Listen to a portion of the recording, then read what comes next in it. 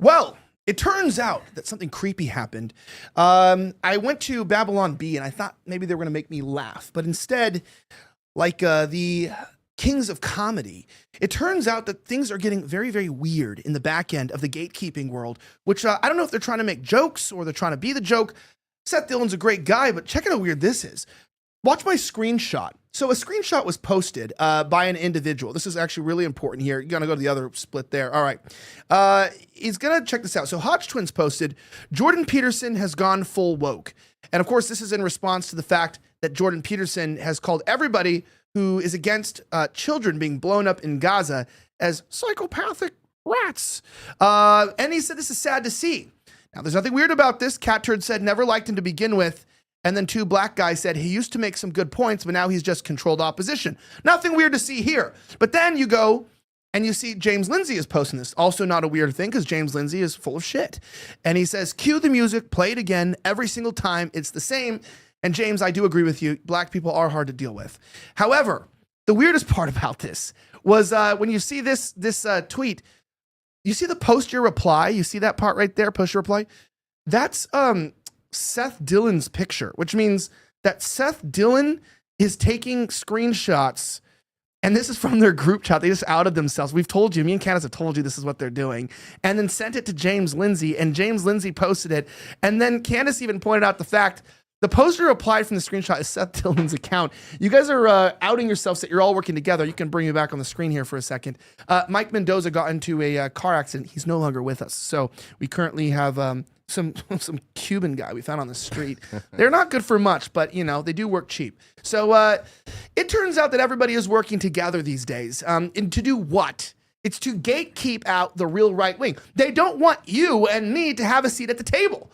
Unless you want to give your money to foreign countries, unless you want to offer your soul to Molech, they don't want you a part of their team. Reminding you here that at least two of these people, James Lindsay and Jordan Peterson, are agnostic/atheists who hate God, and yet they're here telling us that we're not allowed to say Christ is king and that they know the real version of Christianity and the real version of the right wing.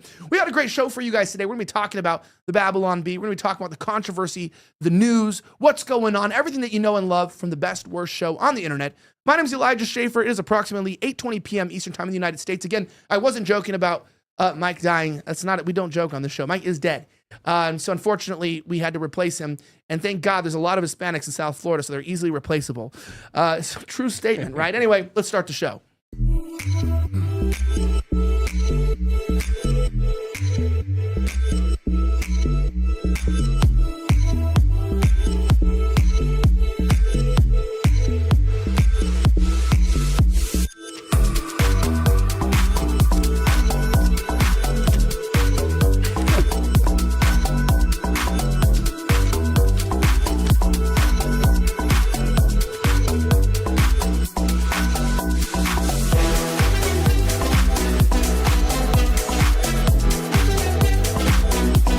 It's Atari money, by the way. It's good stuff. All right. He doesn't even know how to turn the music down. We can turn the music down. All right, that's ending. All right, thank you.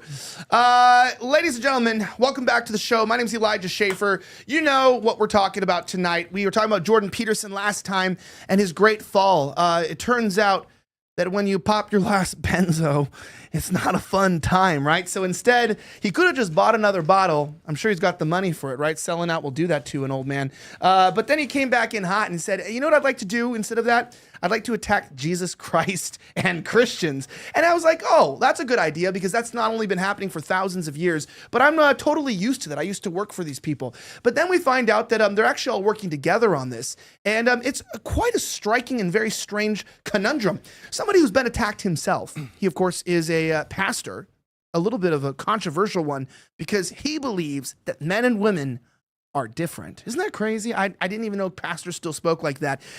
Today, my guest, Pastor Joel Webbon, welcome to the show. Thanks for having me. Yeah, that's what a great intro, right? I'm very happy to have you here, man. I mean, just to kind of give a little intro for yourself, this is a show where people intro themselves, basically say what they are. Tell people who you are, what you do, and a little bit about why you're here. All right. I am a husband. I'm a father of 5. I am a local pastor of a church in Georgetown, Texas, about an hour north of Austin. and I started a ministry called Right Response Ministries. We do a lot of cultural and political commentating, but from a uniquely Christian perspective. But when I say a Christian perspective, I don't mean 20th century liberalism walking around in a Christian skin suit, but instead I mean historic Christianity, which most modern Christians have some aversion toward. Yeah, they do. Because unfortunately, also, I'm surprised with you. This is the first Protestant pastor I met who isn't gay. So that's pretty cool. No, I'm totally joking. I was talking about non-denominational churches. I like Protestants. There are dozens of us. Yeah. Dozens. Yeah, there are a few. There actually are a few left. At least you guys aren't the pastors that touch the kids, though. That's what that's the other guys. Yeah, that's unfortunate. Yeah, it is. That's unfortunate. Well, the thing is, it's the only reason why people are like, why are you attacking Christianity right now on your show? It's because I'm a Babylon Bee subscriber, and that's what we're doing these days. We're attacking Christianity, and of course, on my left, we have co-host and the founder of Snowflake_News, Michael Hennessy. How are you doing? Welcome back to the show. Hey, happy to be here, man. Had to make sure wear my Christ is King shirt for this episode. Excited I like to have that shirt. Thank you. I like it. Excited to have you here, Joel. Thanks, to man. dive into everything you've been saying. So excited for the show. Yeah, and I wasn't joking, by the way, to be completely honest. Shout out to our guy filling in for Michael. Michael did actually get into a car accident. Unfortunately, he's not dead, so we have one more person we're going to have to deport, when it's more taxpayer dollars going to the deportation efforts. No, really, I heard it's he true. was actually in Thailand. And I believe, is it, Joe, if you could press name on there, I think it pulls up the photo. Is there a name? Do you have that? I think that was the key. No? No, it's not pulling it up. Okay, I'll show it later. But yeah, there's photos from him in Thailand, and I'll expose that a little bit. Yeah, you'll later have to on. go back there. All right, let's jump right into this. So we're in a very weird age. This is kind of like a strange thing, right? People say, why are you talking about this? Why are you talking about what's going on with Babylon Bee? Why are you talking about all this? And the reason why I wanted to bring you on, we obviously filmed a show earlier today. It was a one-on-one, more of your introspective perspective. But this is a current event show, right? Every Tuesday and Thursday at 8 p.m. Eastern time. And this is where we talk about what's actually happening. We're in this current development right now where Jordan Peterson kind of went out and he gave this speech. He said, hey, Bucko, you've got to make sure that you just do what's really important and serve Israel. And I'm like, wow, that's what happened to you. And we were all sort of wondering that. But then he went on to Hannity. We talked about that the next day. He went on to Hannity, and we realized he was on a tour. And there's this sort of push now to push this new narrative, which means if you are conservative or if you are any further right than a sellout, that you are not only a psychopath, but a parasite, which, we have to get rid of parasites. It's a toxic relationship that they're going to try to go to war with us and get rid of us. And now when I said it's all coordinated, it's not a joke that he brought up Lindsay and they're all talking about this. Lindsay, they all denied it. So we're not working together. It's not happening. But how the hell, if you can go to my screen there, we'll just jump in here. How the hell does Lindsay have personal screenshots from Seth Dillon's account? This shows that it's coordinated. You see it from the outside looking in. You're a little more new to this space, but it's like these guys are coordinatingly working in unison to not only attack the right, but they're trying to attack Christianity. They're attacking Christ, and they're trying to get us and police us on what we can say about our own God. I know you got something to say about this. Yeah, so Christ is King is a strategic phrase. It's different that, people say, why not just say, if it's bothering people, why not just say Jesus is Lord? And I'll tell you exactly why. So Jesus is Lord is a wonderful statement. But historically, Christ is King is, it has more historical antiquity. Jesus is Lord is more of a recent development, and it's a great phrase, and it's biblically faithful and true. The problem is that phrase in many ways has been hijacked, not by non-Christians, but by, sadly, evangelicals and a lot of the effeminate Protestants themselves. Christians themselves have hijacked Jesus as Lord, and what they do is they've relegated the lordship of Jesus to being merely private. So when they say Jesus is Lord, what they mean is Jesus is my Lord, and they mean that Jesus is Lord of my internal, hidden, precious little heart. The reason why Christ is King offends people is because you're not just saying Christ is my King, or he's a private King, or a private Lord. You're making a universal and public statement, and it is a political statement. There's political, universal, public implications to the kingship of Christ. You're saying, so when I say Christ is King, the reason why people get offended is because I'm not just saying he's my King, I'm saying he's your King. And then people say, but I'm not a Christian. And then I say, well, that's totally fine. He's still your King. right? We've gotten this completely backwards, especially as Protestants. So as one, I'll speak for them and admit some of our failures. For Protestants, we'll say this, we'll say, well, Jesus might be your savior, but have you made him your Lord? But the reality is nobody makes Jesus Lord except for God the Father himself. He made Jesus Lord 2,000 years ago when he bestowed upon him a name that is above all other names, not the name Jesus, but the name Kyrios, Lord, so that at that title, Lord of Lords, every knee would bow and every tongue would confess. So God made Jesus Lord, and he is Lord, whether you love him or hate him, bless him or curse him, he is your Lord. Well, I'm Islamic. Great. Jesus is your Lord. Christ is still king. And here's the thing. For the Muslims, and I'll admit this, and I think some people don't recognize this, for the Muslims, there's still theologically a way of kind of nuancing and massaging and maneuvering to say, well, okay, Jesus is a king, right? Because the Quran would acknowledge him as a prophet. They would give esteem and some measure of honor. They're going to deny Jesus' deity, right? So if you're Muslim, then my heart and prayer for you is that you would repent of Islam and that you believe upon the Lord Jesus Christ. And apart from that, then as a Christian pastor, of course, I believe that you're going to go to hell. That said, not all world religions other than Christianity have the same view of Christ. All of them, other than Christianity, deny his deity, but not all of them say that he's a bastard and the son of a whore and currently burning in human excrement. That's kind of special. You know what I mean? Like, that's a little bit different. Islam doesn't hold that. So my point is this: when you say Christ is king, and you're not just saying he's my personal Lord, you're saying, no, he's king. It's universal, it's public, it's political, it goes across the board. The Muslim actually can kind of have some category for that. Say, he is a king, right? He's not Allah, but he's a king, and yeah, I'm fine with that. But the Jew, and this is where it's home. The Jew is going to say, no. Like, that statement, Christ is king, is offensive to all non-Christians, but it is not equally offensive. It is most offensive to Judaism. And I think that's kind of the issue here. And that's why they're saying you got to pick a different phrase, because this is it's not an equal offender. It is offending one group particularly. But for us as Christians, I think the response has to be, well, but Christ is still king. And if it offends one group more than the others, I'm sorry. I mean, I'm not sorry, but then maybe there's something about your religion and your ideology and your beliefs that's simply wrong. It's Judeo-Christianity. Right. Well, and that's kind of what the problem is. You brought that up earlier, is that what we're seeing now is a war. People say, well, the right wing is splitting.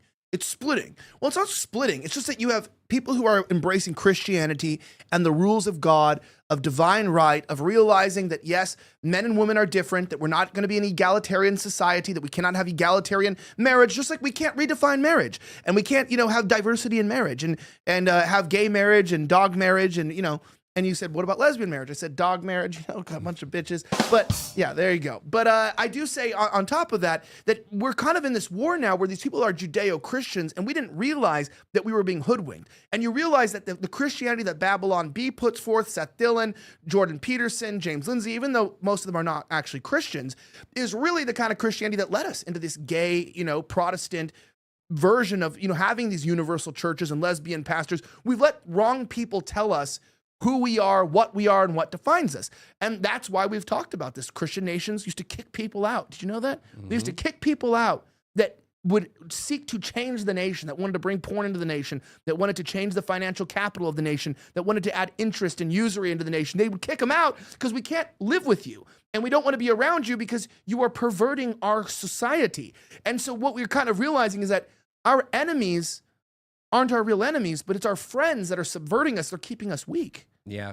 Christians used to be a lot stronger, especially when faced with all this sin that we have going on now, but the churches have been completely hijacked. As I mentioned before in previous shows, I've driven by multiple churches where you actually see transgender flags, gay pride flags hanging out, out the windows. They're promoting it, and it's just sickening to see that the church has come to this point. What we need to do is we need to stand up to the darkness. We need to be the light in the darkness and make sure that we're speaking the truth and not allowing the wicked ways to come, because, when good men do nothing, that's when evil wins. So. Right. Yeah, look, I don't want to talk about this. So I want to talk about Judeo-Christianity. I want to talk about the difference. I want to define this a little bit on what's going on here. So one of the things that I think is weird is that I personally believe this entire attack on the right wing is essentially just targeting individuals who are against Zionism, right? Who are against this British colonialism, this idea of reestablishing this country.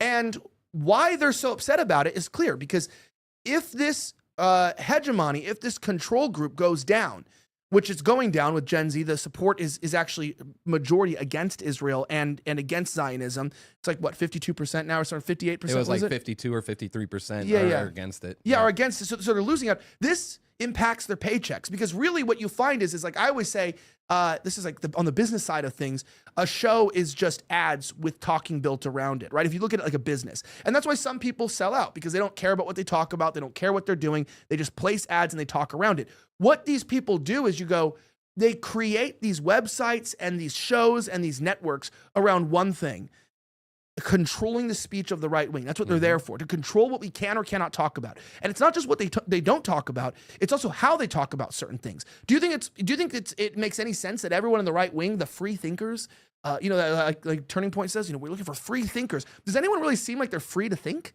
in this side? And it's so crazy. Like, all they do all day is just like defend Jews, defend Israel. And then when you bring that up, you go, hey, we need to stop doing that. They tell you, they go, hey, you talk about Jews too much. You go, I'm actually wanting to not talk about these people, actually. I'd like to not talk about, I'd like to talk about Christ and our country and our people and what we can do, but I've got to get you guys out of the way, because all you guys do is protect these people. Like Seth Dillon posted this, right?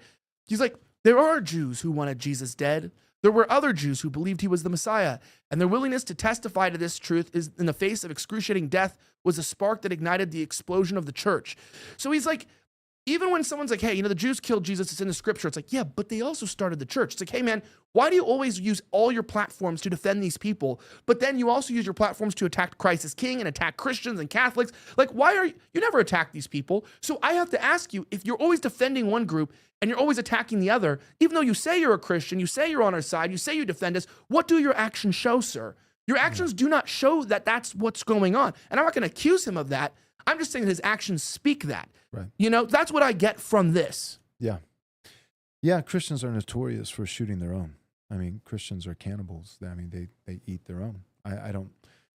It seems like, in my experience, some of the most vicious opposition that I've ever received is usually people about, an inch to my left, and so sadly, I don't know. I think a lot of that is just propaganda and kind of like indoctrination and training that we've all kind of been born into, where we are kind of, we're led to tolerate people who might be a mile to our left, but we will not tolerate someone who's even an inch to our right. Mm-hmm. And on the Zionism issue, that's just yeah, and these things, but dispensationalism is a fairly novel theological position, but for us, it's been alive and well and prominent, since the day before we were born, so about 150 years.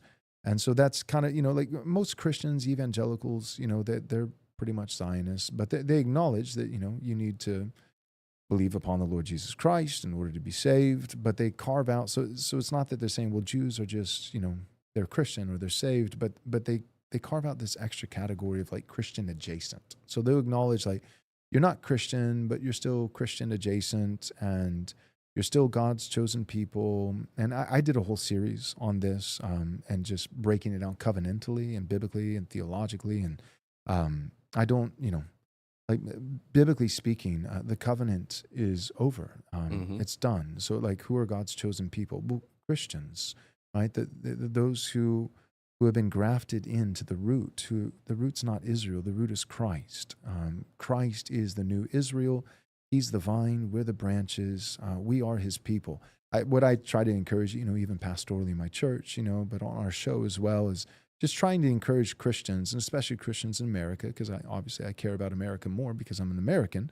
But I try to encourage American Christians, when you're thinking about how I should think about my country, how I should think about, my fellow citizens, just everything that you've been taught by the church to think about Israel, think that about America.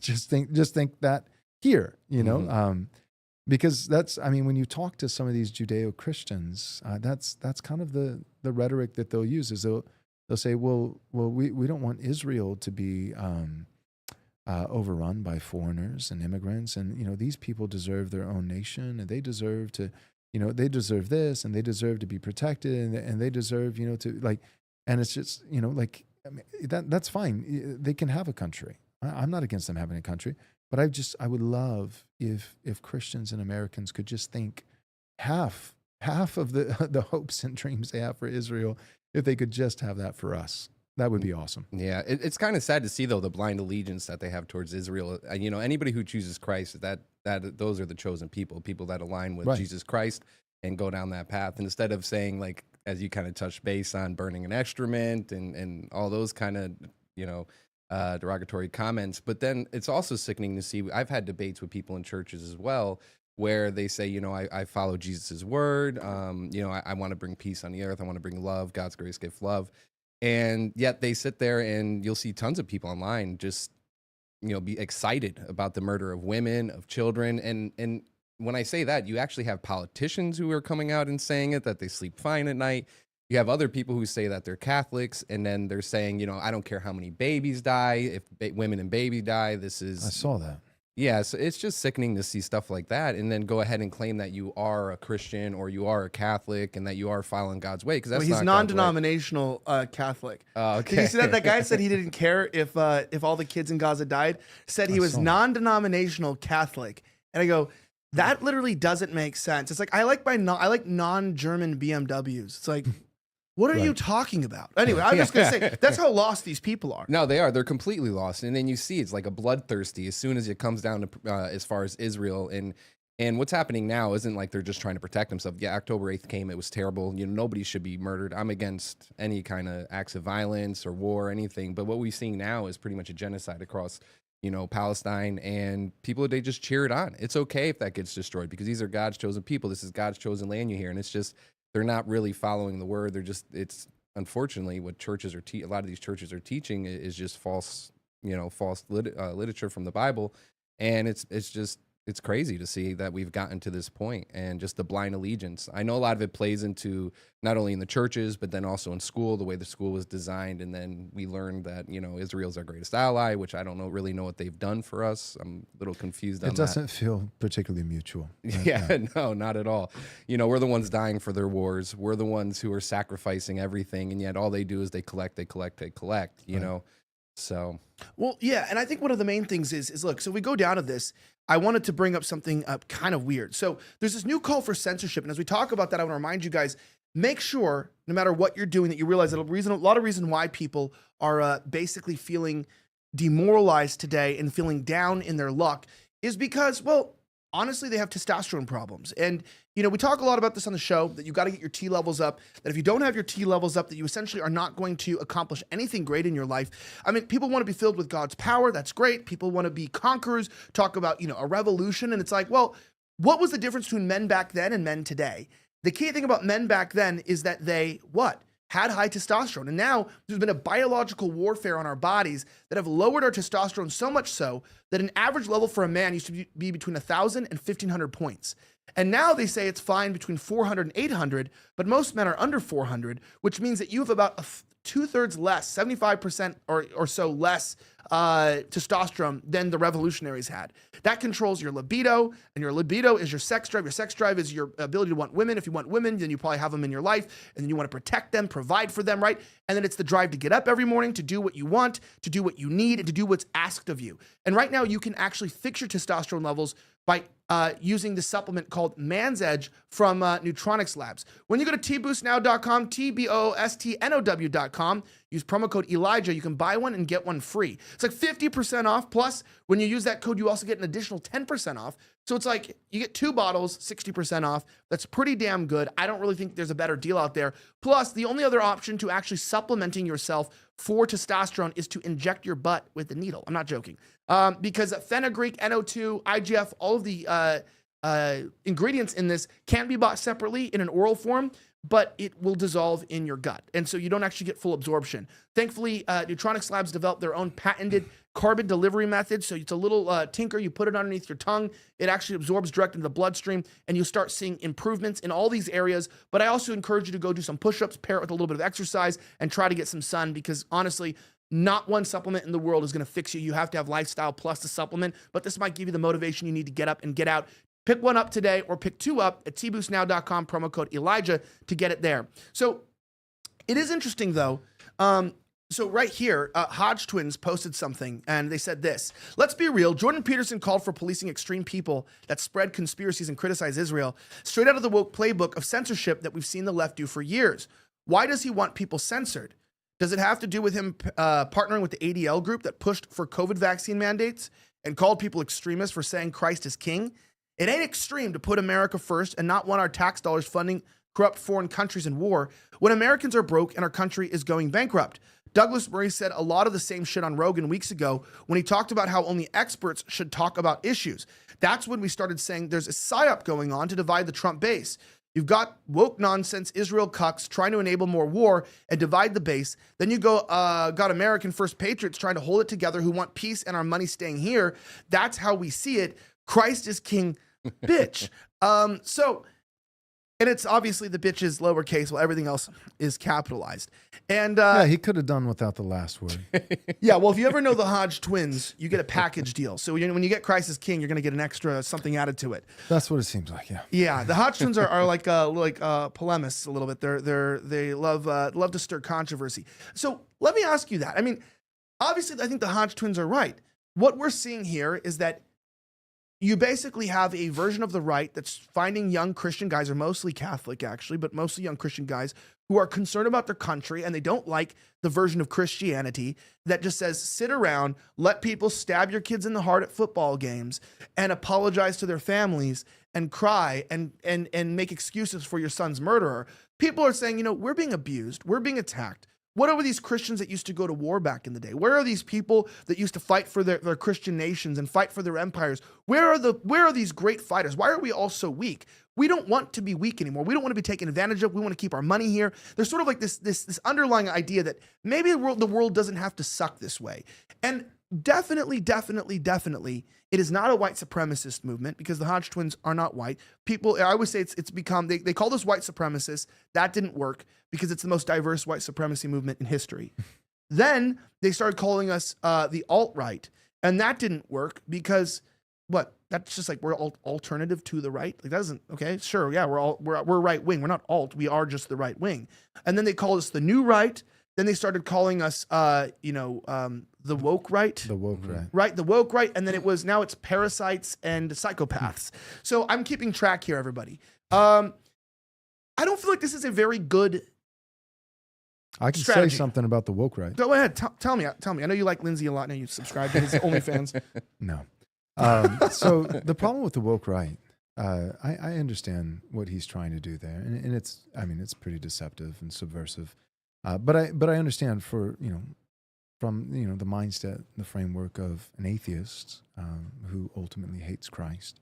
Then I understand why he would think there's woke left and there's woke right.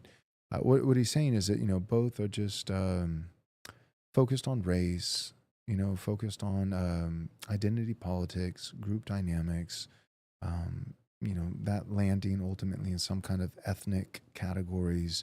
And, the woke left did it from one angle, from, minority ethnicities, pointed towards the hegemony, of white Americans. And now, the woke right is just doing it in the opposite direction. And the reason why ultimately that falls flat. Now, when I say it falls flat, I mean it's categorically false, and I'll explain that. But in terms of, perception, right, that objectively it's false. But subjectively, I have to admit, I think that it has worked with some people. I think some people have actually drank the Kool-Aid and been persuaded by that rhetorical strategy of woke right, because most people are normies. Most people, they're like, oh yeah, you're right. That kind of is the same thing. But it's not. And the reason it's not is because, well, two reasons. One, because the difference between true and false. When BLM and the Summer of Love and mostly peaceful, riots and St. George Floyd and all these things were happening, And, guys like LeBron James were saying, I can't even go outside of my home, without the threat of being, hunted down and shot, by in the streets by police officers. And they literally, like, they went and polled people, like, how many unarmed black men do you think, annually, get shot by police officers? And literally, like, the average person was guessing in the thousands. They're like 1,000, 10,000. Like 1 million, 1 trillion, 6 million. 6 million, like, and then they, show the data and it's like 18. Yeah. Like 18 million? No, 18, period. 18, right? So my point is woke left of, white people are oppressors and this is terrible. And look at how they're treating us. And there's all this system of racism, that disparages and disadvantages and disenfranchises, minority ethnic groups. The reason why woke left, which is the only woke there is, but woke left was wrong is because it lied, right? On the books with Harvard and different Ivy League schools, every minority ethnicity, except perhaps Asian, has an advantage, not a disadvantage, but an advantage. Even, what was it, Wes? How many, it was like the top 500 companies that said we're only going to Fortune 100. So the Fortune 100, so like top 100 countries in the U.S. said we're going to companies and corporations. They said we're going to explicitly, focus on LGBT and ethnic minorities in our hiring process. And then the data actually came back in, and they did it. And you can see that this was plastered all over X. 94% of the new hires over the course of an entire year, it was either 2022 or 2023, were ethnic minorities and gays, which means if you're a heterosexual white man, you had a 6% chance in the course of an entire year of being hired by one of the top 100 companies that employ, thousands and thousands and thousands of people. So whether it's getting into a school or whether it's, the system and the grade curve for SAT scores, or whether it's getting a job and gaining employment and being able to provide for your family in all these ways, the only class of people that were actually disadvantaged on the books in an objective sense, Jeremy Carl did a great job. He wrote a book called The Unprotected Class, and he brought the receipts and showed how it's white men that have been disenfranchised. It's white men who, not just a vibe, but on the books, actual regulations and discriminations against white men. So woke left, which is, again, the only woke there is, woke left, the reason why that's wrong is because they literally lied, right? If they were talking about the 1800s, okay, maybe, right? But they were saying today, in the year of our Lord, 2020 and 2021 and 2022, they're hunting black men down in the streets and they're passing us over for employment and this and that. And it just was a lie. So that's the first reason why woke right, woke left is a joke, because woke left lied and alleged woke right is talking about disenfranchising and disadvantages towards white men. And there's actually receipts. It's actually true. Mm-hmm. You see what I'm saying? So woke right is saying, no, white people actually are being disadvantaged, and it's true. And woke left is saying all these other people are being disadvantaged, and it's false. It's false. So that's the first category. Here's the second one. This one bothers people. And I'm going to say it charitably. I'll say it as a Christian pastor. The second reason why this framework of woke left and woke right is not helpful is because every class, right? This is my position. I think every class of citizen in America should be protected. But if there was to be any particular preference given towards a particular identity group, it should be heritage Americans. What do you mean by that, though? Because I've heard a lot of people use that phrase. I know. And I guess it's debated whether it's a helpful or non-helpful term. It's a bit of a dog whistle. Yeah. And so when somebody says Heritage America, you kind of do have to ask that individual person, what do you mean? Because guys will mean different things. So I think in a macro level, when I think every time I go to Costco, it's like trillions have to go back, but when I think of who needs to go back and who needs to stay and who's a heritage American. And in a macro sense, I'm talking about Anglo-Protestants. I think that's the dominant culture, and at least in our founding, in our heritage, and I think it should remain the dominant culture of the United States of America as an Anglo-Protestant nation. It's distinctly Protestant, distinctly not just white, but Anglo. That is our culture, and I think that people can assimilate into that culture, but it takes time. You can't do that in 15 minutes, and you can't do it with millions of people all at once. So when I think, our bedrock, our foundation of America, and who's heritage America, that would include heritage white Americans, Anglo-Protestants who can track back their ancestry here for a very long time, at least a couple centuries, at least back to the Civil War. And then I would also say that would include, like, I'm in Texas. There are wide swaths of Hispanics that have been in Texas for a very long time, who came to our aid in certain battles, to defend the Alamo and things like that. So it would include that. It would also include legacy blacks. It would include heritage blacks who have been here for a very long, not Haitians, and destroying some small town in Iowa, but it would include various groups. I would say there's easily, 40 million people that just in the last administration that just showed up that absolutely do not belong. Isn't that crazy, by the way? That's crazy. Like when you think about that number, 40 million. Yeah, 40 million people have showed up. By the way, they say 40 million. They say, like, I think it was like 20 million. It was like 9 million, I think, legally, and then like 20, if you count illegal, but the ones that they like tagged, that they numbered, that even registered as illegal. Yeah, the gotaways too. They don't even have. But the gotaways they don't have. So that's where I'm adding another 20. So just for the listener, if they're fact checking that's where I'm getting to 40. I think that's a fair number. But anyways, to answer your question, like my point is this. All right, so woke left versus woke right. It's not. They're just saying, oh, it's the same thing. It's just two separate sides of the aisle, but it's still a Marxist dialectic. Blah blah blah blah blah.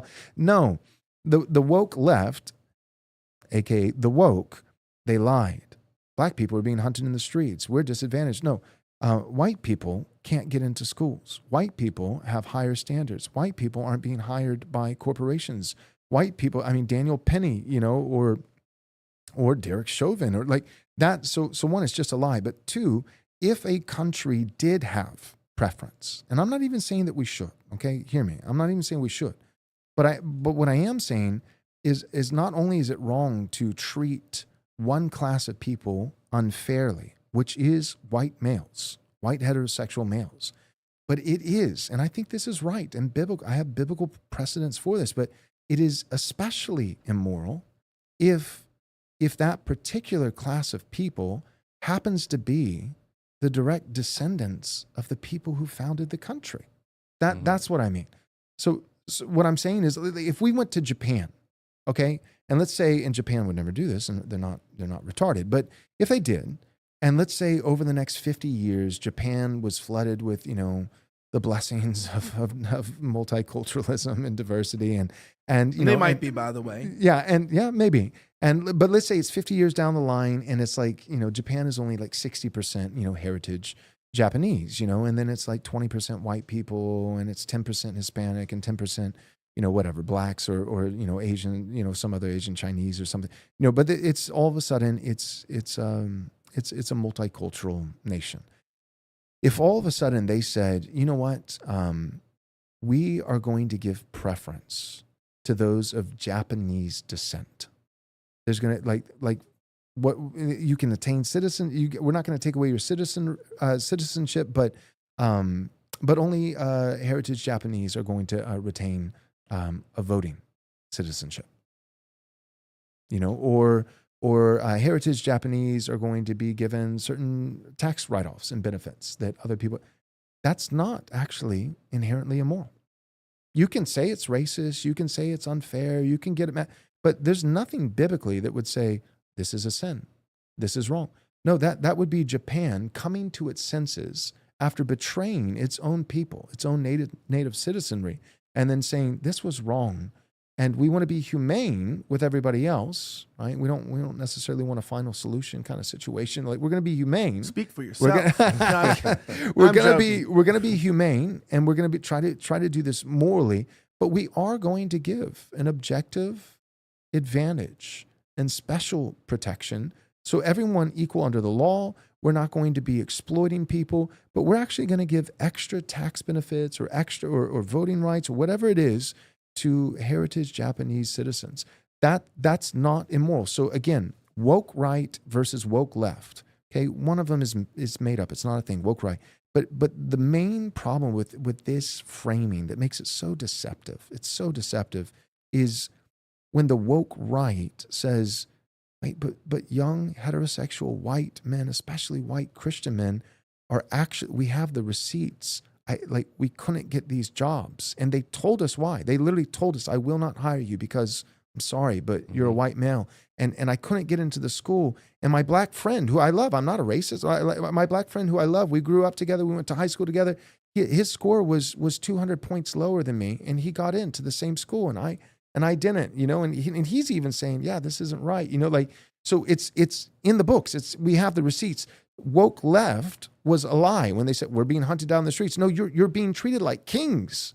Yeah. You're being like you would have every, if I was a Christian conservative black guy, let's just be honest, I'd have my show would be huge. Mm-hmm. I'd be killing it. Other things would be huge too. You know Okay, what I mean? whatever. But I'm saying, Just save it for your commercials with your yeah. Save it for the next Now ad. get that but T-boost to go ahead there you and- go. Yeah, save that for the advertiser with your. But the point is, the point is, it's wrong because it's a lie. But then secondly, it's also wrong, and people get bothered by this. But I'm not trying to be a shock jaw edgelord. This is a reasonable argument. It is especially wrong, not only because it was a lie that black people were being disenfranchised in 2021, but it's also wrong because white people, not all white people, not somebody who just came here yesterday from Germany, but I'm saying white people who can track back their lineage for 200, 300, even 400 years. Their parents built the country. And when you ask, who did they build it for? They literally told us in the founding documents, for us and our posterity. They didn't do it for India. Yeah. They didn't do it for Pakistanis. That doesn't mean that we hate these people, but they did it for their own descendants, for their children's children's children. And any nation with their elites and leadership politically or in media or entertainment or Hollywood or whoever it is that steals the inheritance of people who bled out and died for their great-great-great-grandchildren and takes it from those descendants and gives it to someone else, and in the same breath has that group say, we're the ones who are oppressed and these guys are their oppressed. That's BS. That's terrible. Right. That's wicked. So when you say woke right, they're also talking about race and they're also playing identity politics. And yeah, but we're right. Yeah. We're correct. What we're talking about is true. Yeah. So, which I was going to say. so get out of here with that lousy argument. Well, I know, and true, and he made a good point where he said that our, ancestors didn't make America for Indians, and we know that's true because the country that was made for Indians is called Canada. You know what I mean? So people need to realize that. Also, I lied about Mike being dead. He was actually in Thailand. Yeah, no. Can we pull up the photo, Mike, of Do you we in have one? Thailand? Do we have a Thailand photo? I don't know put a about it. Thailand photo up. Oh yeah, you bet you did. But Mike's back in here. I told him you got a car accident and you died, but I was apparently over exaggerating a little bit. You almost died, but you're still alive, correct? Yes, hold on. Wait, sorry. My slave is getting me my ice water right now. I Thank need you. to get a laptop. I appreciate over that. here. Yeah. I barely escaped the flaming wreckage by the skin of my own teeth, but I made it. Actually, I kind of feel bad for the kid. He actually knew who you were though, which was kind of funny. He didn't know me because of the show, but he was in. I was like, oh, so what do you do? He's like, oh, I go to college around here. I was like, okay, cool, yeah, like for what? He was like, oh, political science. I was like, oh, so you're autistic. And then and I asked him if he was a Trump supporter. He knew Elijah, so it was kind of cool. But other than that, I'm here. Sorry for the technical difficulties. Yeah, it's but really we're really I think we're angry good about now. it. Yeah. There's nothing we can do. I mean, there's a lot of people watching the show right now, which is shout out to all of you guys. I do want to say something. It was funny. I went to dinner and we were messing with the waitress and she was like, we made a joke. He's like, "Do you recognize him?" He was asking me if people recognize me, and she was like, "You know, a typical Boca Raton girl, right? Obviously very intelligent. You know what I mean? No plastic surgery. You know what I mean?" And she's like, "No, should I?" And she asked me, "What do I do?" And then I actually said, I'm a line cook. I actually was trying to say Boca, like I'm in Boca, but she heard baker. She's like, "You're a baker?" And I was like, "Yeah, I'm a baker." Very famous And baker. then he was like, "Yeah, he's Jewish too." And I was like, "Yeah, because obviously Jewish bakers." And she was like, I like what I'm hearing." And then this whole time she would come back, ask questions, bought that I was a baker, then started asking She me was where she asking could, like what you baked. yeah, and, what I like, baked and where she could get my bread. And I felt bad. Like after like the 5th interaction with her being like, "Hey, yeah, I'm actually not a baker. I don't make bread." And we brought up the fact, why can we not bake enough bread? Because we don't have enough ovens. You know what I mean? There's only so much bread you can bake in your ovens, and we don't have enough bread to bake what we need to. The math just doesn't check It out. doesn't. add The up, math man. just doesn't add up. Nope. All right, that being said, I want to tell you guys about something kind of amazing you might want to know. Many of you know that, Mike, I actually want to leave this with you for a second. You've been sleeping with My Pillow sheets. You've been sleeping with My Pillow pillows. Yes. And I have them too, but I always talk about it. What has the experience been like? Because right now the pillows are under $15. The sheets are only $25. This stuff would normally be like $150 in the box. You can get it now under like what, 15 plus 25? That's a very small number, okay? And you can get free shipping on this order too. So tell us about the pillows and the sheets because these are on sale right now. Yeah, it's crazy actually how low the price is. And normally I don't do kind of these infomercial things, but I've been enjoying the pillows. I've been enjoying the sheets a lot. The pillows are very plush. They don't give away after laying in them after a while. The sheets are very, smooth on the skin, and I just love the fact that how good the quality the products have, and then also going ahead and helping Mike Lindell because everything he's been doing for us, being a free speaker. I am still waiting for my slippers, which I've been promised over and over. I'm sure they'll come eventually, but yeah, all the products have been amazing. Can you wear the sheets? Someone asked, can you cut eye holes and wear the sheets? They did ask, like, can we wear the sheets? Sometimes I pop it over at night. I walk around. And then you got accused of a hate crime one time with those sheets, but Yeah, you said yeah. the only hate crime that's here is that we're hating being tired because we're getting such a damn good night's sleep. That was a real speech from you. It was. I was just blaming it on sleepwalking, but somehow I got the hood over and everything. But yeah, no, I've been enjoying it a lot. I love the products. I'm actually interested to try too their energy drink. The that Rev they 7. have, the Rev Yes. 7. So to tell you guys, so you can get the new energy drink. It's a nootropic energy drink because Mike Lindell, his testimony, he used to be like a crack addict. Is that what it is or whatever? I think, right? Yep. Yep. Just be a crack addict. And people that are weird with stimulants obviously don't want caffeine to make them jittery. So they end up actually making an energy drink that doesn't have caffeine. It uses cognizin, and they're so confident you're going to like it. You're like, an energy drink from a pillow company? Yes. They're going to give you a 3-pack absolutely free with my promo code Elijah at checkout. Go to mypillow.com, mypillow.com. Use promo code ELIJAH, that's Elijah, or for the old people, call 1-800-210-8491 at mypillow.com. Remember, the sheets are only $25 in 11 colors. Get the Percale bed sheets today, plus the pillows are under $15. Queen are $18.98, and Kings are $19.98. Unfortunately, they're not $14.88 anymore. They're $14.98, the pillows. So make sure that you check those out. All right, we're talking a lot about what's going on. We're kind of just being open-ended here. I did want to go, obviously you've been waiting patiently to comment on this, but I want to bring up their post because this is called The Babylon Bee Mocks Christianity. And, oh, nice. An important message from CEO Seth Dillon. Check this out. Listen to this. Here we go. Listen to this. Hello, everybody. I am Seth Dillon, and I wanted to let you know about Christianity and what's important today. Elon Musk has been sharing our articles, so it still allows people to visit our site. Even we're shocked, but they're still coming in. Your boomer slop, goy-loving mom, she still reads our jokes on Facebook and thinks they're funny. It's kind of sad, but here we are. Anyways, I, like Elijah, get a puffy face as well. So I don't know how you know me by just my first name. Do you know my last name? Yeah, exactly. All That's right, anyway. wild. He actually knew you too. Yeah, that yeah. Was, all right. That was not edited. I'm at not making all. fun of this. Okay, here's what it said. Imagine George Washington being there and being like, yeah, I really support the Babylon Bee. It's like Catholic Church to consider electing Pope who's a Catholic this time. Yeah. Where's the crickets? Vatican City, following the death of Pope Francis, cardinals within the Roman Catholic Church have expressed interest in electing Pope who's actually Catholic. One of the things I'll point out about this is I want to bring this up with you is like I don't care. We take swings at everybody here, right? I mean, we make a lot of jokes. We like to make people uncomfortable. That's sort of, it's called autism too as well. It's called autism. It's what we got to live in every day. But you do notice this thing that these websites are not just okay with being critical of Christianity, they're also very okay with being critical of white people. So like I mentioned, like, you could say like the 10 things I hate about the Italians, and they'll make like a joke like they were so loud in the room and like their pizza, and they make like these dumb jokes. You can say, oh, I hate the British, right? The British, I just hate them. But imagine you saying 10 problems with Jews. I don't think they would ever make an article like that about Jewish people. I don't think they would ever make an article like... Not the Babylon Bee. Yeah, I don't think they'd make an article about anything. And it makes you wonder, whoever they're not allowed to joke about, why is it? Like, why? I don't know. I mean, besides the fact that Daily Wire is like their biggest, I think, advertiser or something like that. Well, to be fair, like, it may not just be who they're not allowed to joke about. I mean, to give them the benefit of the doubt, it could be who they simply are not willing to joke about. Mm-hmm. I don't...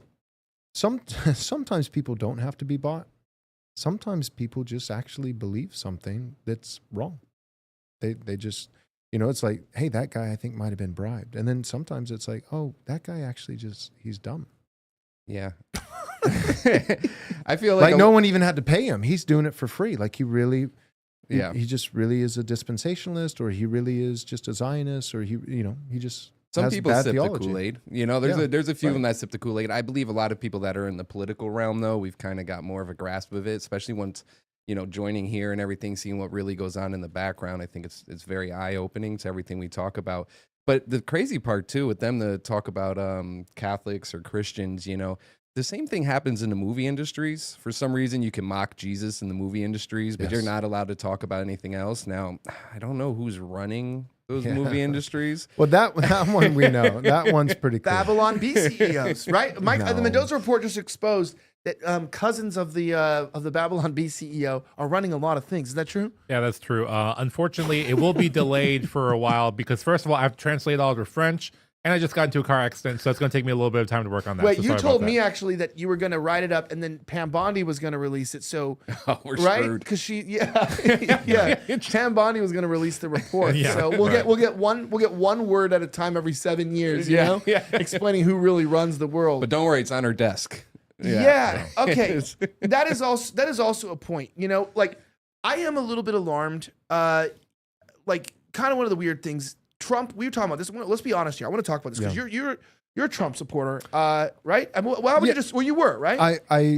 Yes. I voted for Trump proudly. Don't regret my decision. I think the 19th Amendment should be repealed, and I brought my wife with me, and she also voted for Trump. So. Just for the record, there's a difference in having convictions and being an ideologue. So I'm not an ideologue.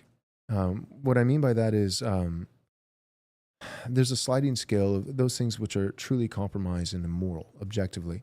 But then there is a realm of being shrewd as vipers and innocent as doves. Like you can be strategic. Pragmatism is not inherently evil. I'm not a pragmatist when it comes to the Lord's Day and worship and the church, but Monday through Saturday, or especially in the realm of politics, when it comes to strategy, it's okay to be pragmatic. It's okay to be strategic, right? So when I say I think the 19th Amendment should be repealed, it goes back to Heritage America. I kind of, I actually think we did some things that were right, and I believe in representational government, but I think that, the basic building block of society is not the atomistic individual, but rather, the household, the family. And so the family is getting a vote, right? The husband, the father, the head of household would be voting for the benefit of his entire family, for his children, for his sons, for his daughters, for his wife. That's, right now, like just as an American citizen, like a resident of Texas, I have people who represent me. I don't get to just go to Washington and have a personal meeting with Donald Trump and say, so this is what I would like for me. No, we all have people representing us. And that's all I mean when I say the 19th Amendment should be repealed is I'm saying representative government. And I believe that heads of households, this is the way God created the world. It's not an egalitarian world. He built in hierarchy, right? In the eternal sense, there's equal dignity and value and innate worth in the sight of God. My wife is a co-heir in grace, like Ephesians speaks of. But I am the head of our home, and that's what the Bible says. And I don't care what the culture says. I don't care if it's 2025 and I need to get with the times. I don't want to get with the times. I want to get with the timeless word of God. I trust God's word. Since women have been voting, nothing causes more suffering for women than women's suffrage. So anyways, all that being said, yes, I supported Trump. Me and my wife went out and voted for Trump, and I don't regret a thing. That said, I'd like to not be the guy who, he can't even see because he's got so many of the "I fell for it again" badges stuck to his face, and his whole body is covering, like the guy with the MAGA hat, and the drool, the meme, and like "fell for it again" badge, fell for it. And I'll be honest, like right now, we need to be truthful. It's possible that Trump crosses the Rubicon, and maybe he's getting some pieces into play, to eventually defy the Supreme Court and the judges and just get things done. I love that he tweeted a Napoleon quote, that like the guy who is working towards saving his country, breaks no law. Like, I mean, I'm here for that kind of tweeting. That's the kind of posting I like to see from Trump. But as it stands, we just have to be honest. Like, he is not on track for deporting 20 to 30 million illegals. He's on track for maybe 2 million, maybe 3 million. And in addition to that, not just when it comes to immigration, but he's also on track for anti-Semitism, laws that get guys like us thrown in prison because we simply disagree with Israel on some things. Like right now, it's not great. I mean, Doge, like, in terms of actual receipts, and even the receipts from what I hear are questionable. So it's like, 60 million from 2 trillion down to 60 million.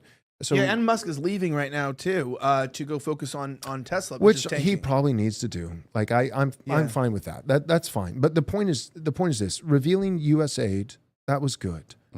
So there's been some good things, but let's just be honest. In terms of deportations and in terms of draining the swamp, and Doge, getting back 2 trillion, tax dollars and all these kinds of, and even with the tariffs, like I support the tariffs because at the end of the day, GDP must go up. Like I have certain investments and the stock market has sucked for me just like everybody else, but I'm much more committed to my son being able to have a job and provide for a family than I am with my, with the S&P 500 in the next 6 months. Like who cares if my son can have a future, But even on the tariffs, Trump's backed off. I mean, it's like they're pretty light at this point, like free global trade. Someone's doing something.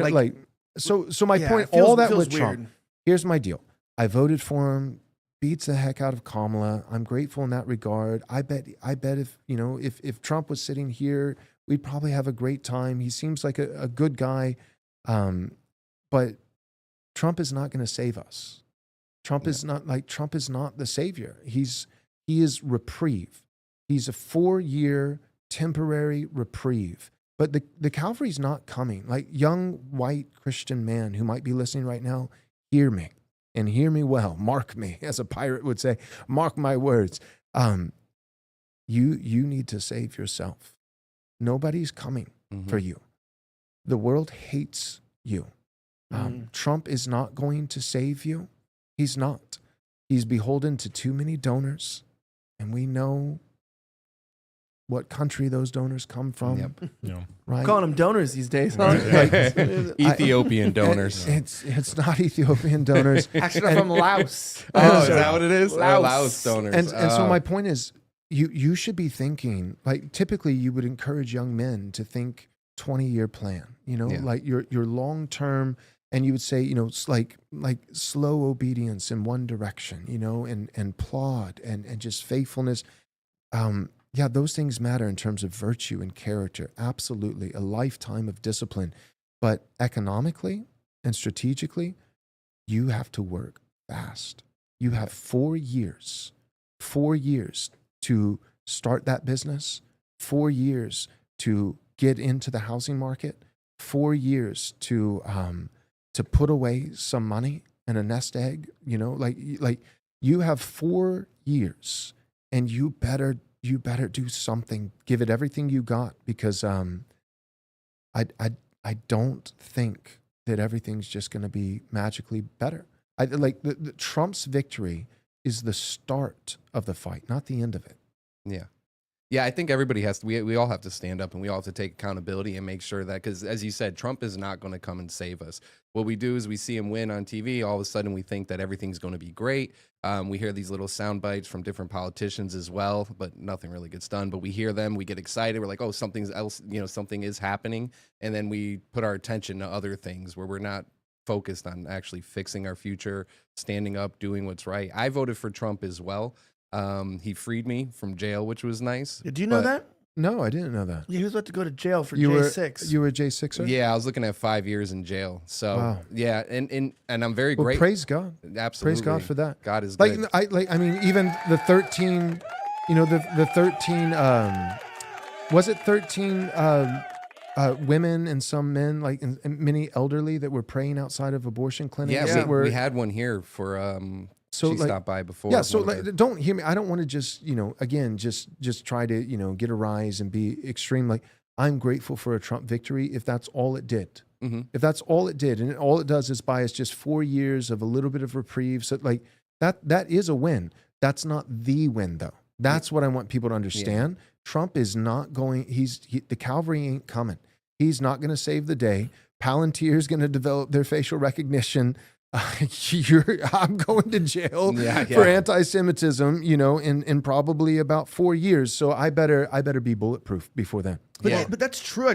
Well, Mike, go ahead. But Yeah, I was saying I left Australia for the same reason. Yeah, no, I was going to say, Pastor, I have to respectfully disagree because I read a book recently and I was told differently. I was told that President Donald J. Trump was the Son of Man, the Christ, even. So, 1.9 stars. and That's funny. obviously, I'm kidding, but I mean, this just goes to show how diluted, how much brain rot some people have got from politics that they've resorted to equivocating Trump to Christ now. It's just Dude, the Mendoza report Yeah. is just I published it, yeah. Grok inspired fiction about Trump being the Christ. That's like what Yeah. No, but it is false. You're right, because he's not technically the Christ. He's technically the second coming. He should be wearing a fell for it again badge. He should have Trump as king on his shirt. Yeah, right. exactly. Honestly though, Or God is God. I agree with you on this. I wanted to say about with Trump. Here's my honest opinion, because you really will shoot yourself in the foot. I used to work with Glenn Beck, and of course, I honestly don't have anything but good things to say about, him as a person, right? Very, very, very kind guy. Offered to pay for my mom's medical bills when she was dying. Really appreciate him. But obviously Glenn has had some tough, PR things. When Trump was first running, when we were all populist, he did the whole Cheeto dust thing, put his face in Cheeto puffs, and I don't know if you remember that. And can we get a picture of that? Can you look that up? Sure, I'll look it up, yeah. Glenn Beck Cheeto puffs. I saw the AI one where it was Vance and he was like putting the Cheeto dust makeup on. I saw But that. That was Beck funny. did that. So, but it was to make fun of Trump. And, Blaze really, before it came Blaze Media, they took a real big hit. Like, Oh, you're saying Glenn Beck was anti-Trump? he was anti-Trump, Oh, right? okay, Kind I of like the didn't know DeSantoids today. He was anti-Trump. And, it really hurt the company. When I signed on there, they weren't doing well. They had to turn off the comments on their website because it was just people giving them, shit. And it was obviously a really tough time, and it really made a big blow. But what I think is interesting, because we all knew, is like, okay, Trump, wants to build a wall. We finally have a populist leader. Now what I'm finding is that the biggest Trump supporters, we're not DeSantoids. There's people like, I think DeSantis is the right pick. Like, no one. I never thought that. I never thought DeSantis. I don't think anyone. The only person that could be a bigger sellout to Israel would probably be DeSantis, or Kristi Noem. But on top of that, the people like us who have risked our safety, who's going to go to jail. We're looking at Trump, and I don't regret voting for him, because realistically, I see this is what. You see that? He put the T like this. This is what actually almost destroyed the entire Blaze network during Trump's. It's not even done like that well either. I thought it'd be like ground into a fine dust. But it's like all chunky. Yeah, so that almost destroyed them. All I was going to say is, coming back from that, I don't want Trump to fail. I think it's dumb. It's like wishing you had a black pilot, I'm just totally a joke. But anyway, it's like I'm wanting him to succeed. But again, I'm very selfish. I honestly just voted for him, and I'm glad, mainly because I knew I had employees and friends and people that were going to go to jail, and I needed them out of jail. But I thought maybe he still might be able to end the Russian war. It might actually end. But in terms of the fact of being cooked because he sold out, I've never disagreed with his biggest critics on that on the right. And now that my friends are freed, I'm a little bit like, oh, I don't have any really hope for the future with that presidency. I don't know if you feel that way too. And he freed you, so we're grateful to him for that. I'm very grateful that I was freed. Absolutely. You know, looking at 5 years and him helping all the other J6ers because we were, you know, political prisoners just being attacked, and the government was using the FBI and everybody else as a weapon. But the one thing we do is we glorify people too much to the point where we allow them to just do whatever they want. You know, so for instance, the one thing with Trump is I am happy I'm free. You know, I am happy that the border doesn't have as many people coming in. But with that said, we still need to remove a lot more of these illegals because that's what we voted for. And everything else going on with Israel and, you know, maybe, you know, since we might be going to war with Iran. So what we got to make sure we do is we hold these politicians accountable for each new thing that they do. You know, we can't just say like, oh, this is our savior. They could do whatever they want and we're just going to praise them. No, we got to say, hey, listen, you said you're going to do this. This is what I voted for. You know, this, what you're doing over here, this policy or wherever, you know, you're leading the country, we don't agree with this. But what we have is everybody, you know, pretty much at this point, he always made that joke, I can go in the middle of Times Square and shoot somebody. And that's what we're finding, you know, is that a lot of people, they just go blindly. And I'm not trying to badmouth Trump at all, like, you know, too much, but in a sense, he is a politician. He's someone who's supposed to be working for us. And we have to make sure that what he's doing is what we voted for, you know, and not just praising him each and every day for no matter what he does.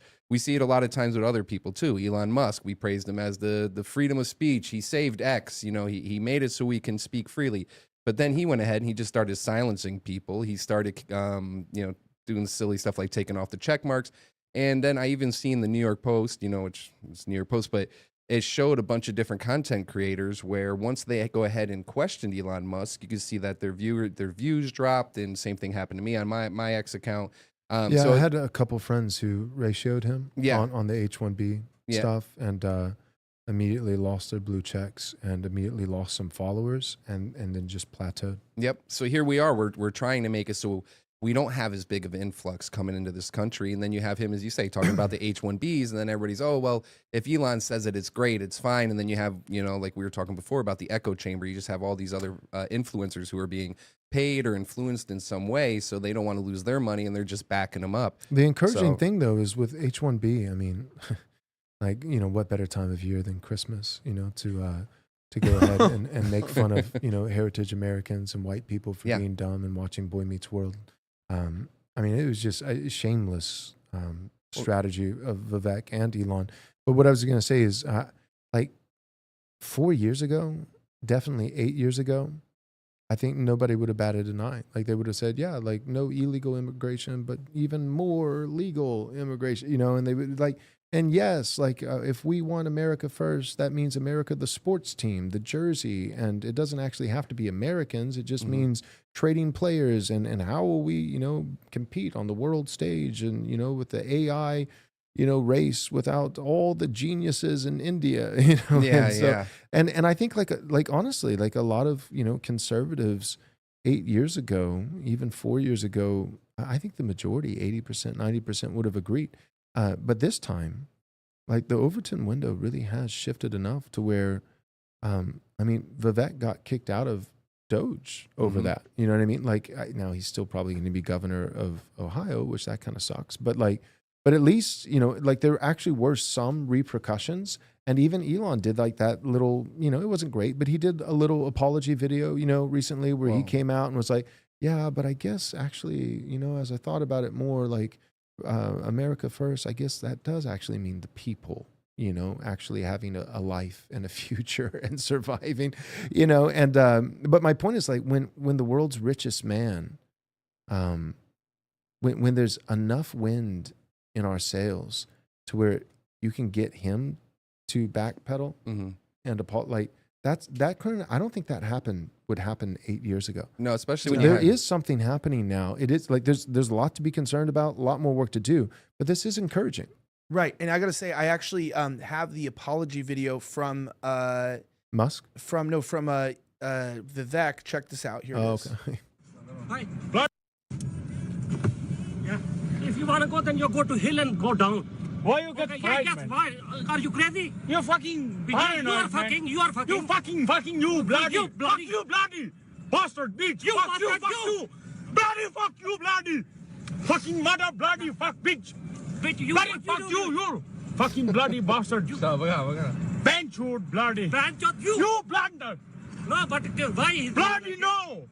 Why? Bloody That fucking. is accident. Then what you wanna do? Why you fuck me? I fuck you bloody.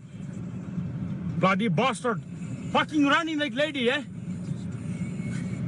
Bloody. Doesn't sound very What the fuck, man? apologetic, if you ask me. Actually, It was Yeah, really, well. that didn't sound, but anyways, we're going to go to a break in a second, but I want to remind you guys of something very important. Many of you guys know that we've been working with a company called Van Man. You know, obviously we're super against toxic chemicals in our products. Like with men, you know, we're kind of crazy. We drink black coffee. It's like jet fuel. We drink whiskey. It's like pain, and we live through pain. Life is war. But women are not like that. Women like soft things and nice things. And sometimes as a man, we like to treat ourselves to something nice, but you don't want to be gay. So if you're like, hey, I want to take care of my skin. I want something that's manly. So it's got to be simple, right? We like simple things, but it's also got to be natural because you also don't want all these froofy, you know, scents and stuff in it. So guess what? Van Man made a moisturizer that works for men and for women. It's a beef tallow balm. So made just from beef tallow. That might sound weird, but it's like the most natural way to keep your skin healthy. Your skin's an organ, by the way. So guys are like, oh, you know, I don't care about my skin. Your skin is very important, right? You got to take care of it. But on top of that, it's infused with essential oils, so natural oils, so it gives it a very, very nice aroma, and it's infused with honey so that it actually feels good on the skin. I always get asked, can you use the moisturizer, the lubricant, on things other than your face? I think you guys probably have. Remember, I found the vial in here, the big one that had a hole in the middle, but it was really small, so it had to be Joey. Mike's thoughts.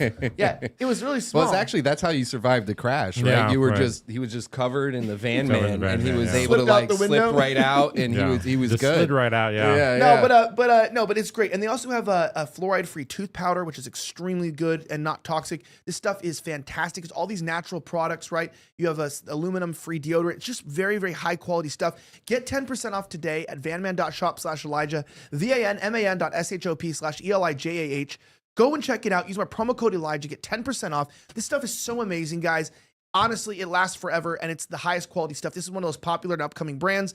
And of course, we love the fact that we're demonetized everywhere. But thankfully, because we're able to, you know, get advertisers, but you guys also support the advertisers, and we bring you good products and that we use ourselves in our family. So again, I always say the criteria for products, remember what one of them is? We have to use the product ourselves and like it. And this is one of those products that we use ourselves and we love. And I encourage you, I'm just gonna recommend for the whiteys out there, I have it. They have the carcinogen-free zinc sunscreen. So my sons are taking swim lessons. It's already hot here in Florida, believe it or not. And so we just put it on their face and their body, and it's great stuff. And of course, like any mom would do, it's caked on. You know what I mean? Mm-hmm. My wife cakes it. Remember your parents caking on your sunscreen? Yeah. So we cake it on. Anyway, check it out, vanman.shop/Elijah. We're here with Snowflake News, Pastor Joel Webbon, and Michael Mendoza of the Mendoza Report, our special guest tonight. We'll see you in a few minutes. We'll be right back.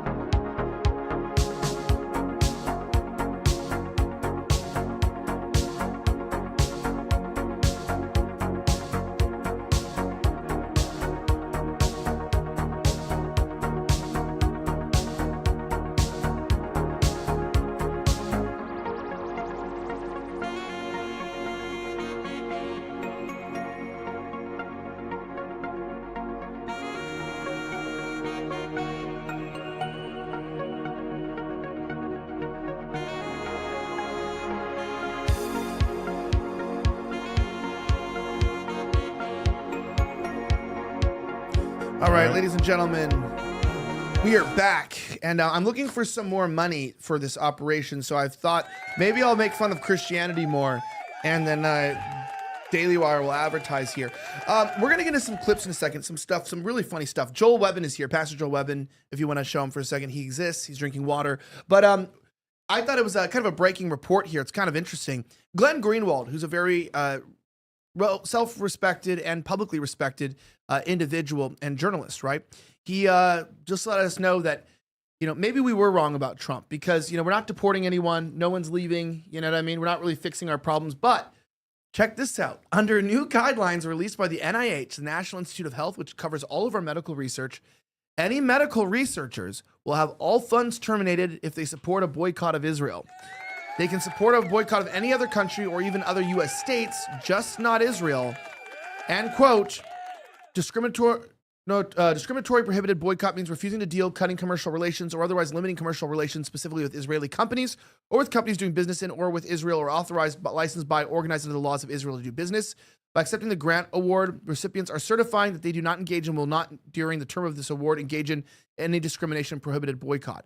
So now, in order to do medical research and use American tax dollars to fund research to help Americans in America, you have to support Israel. It's insane.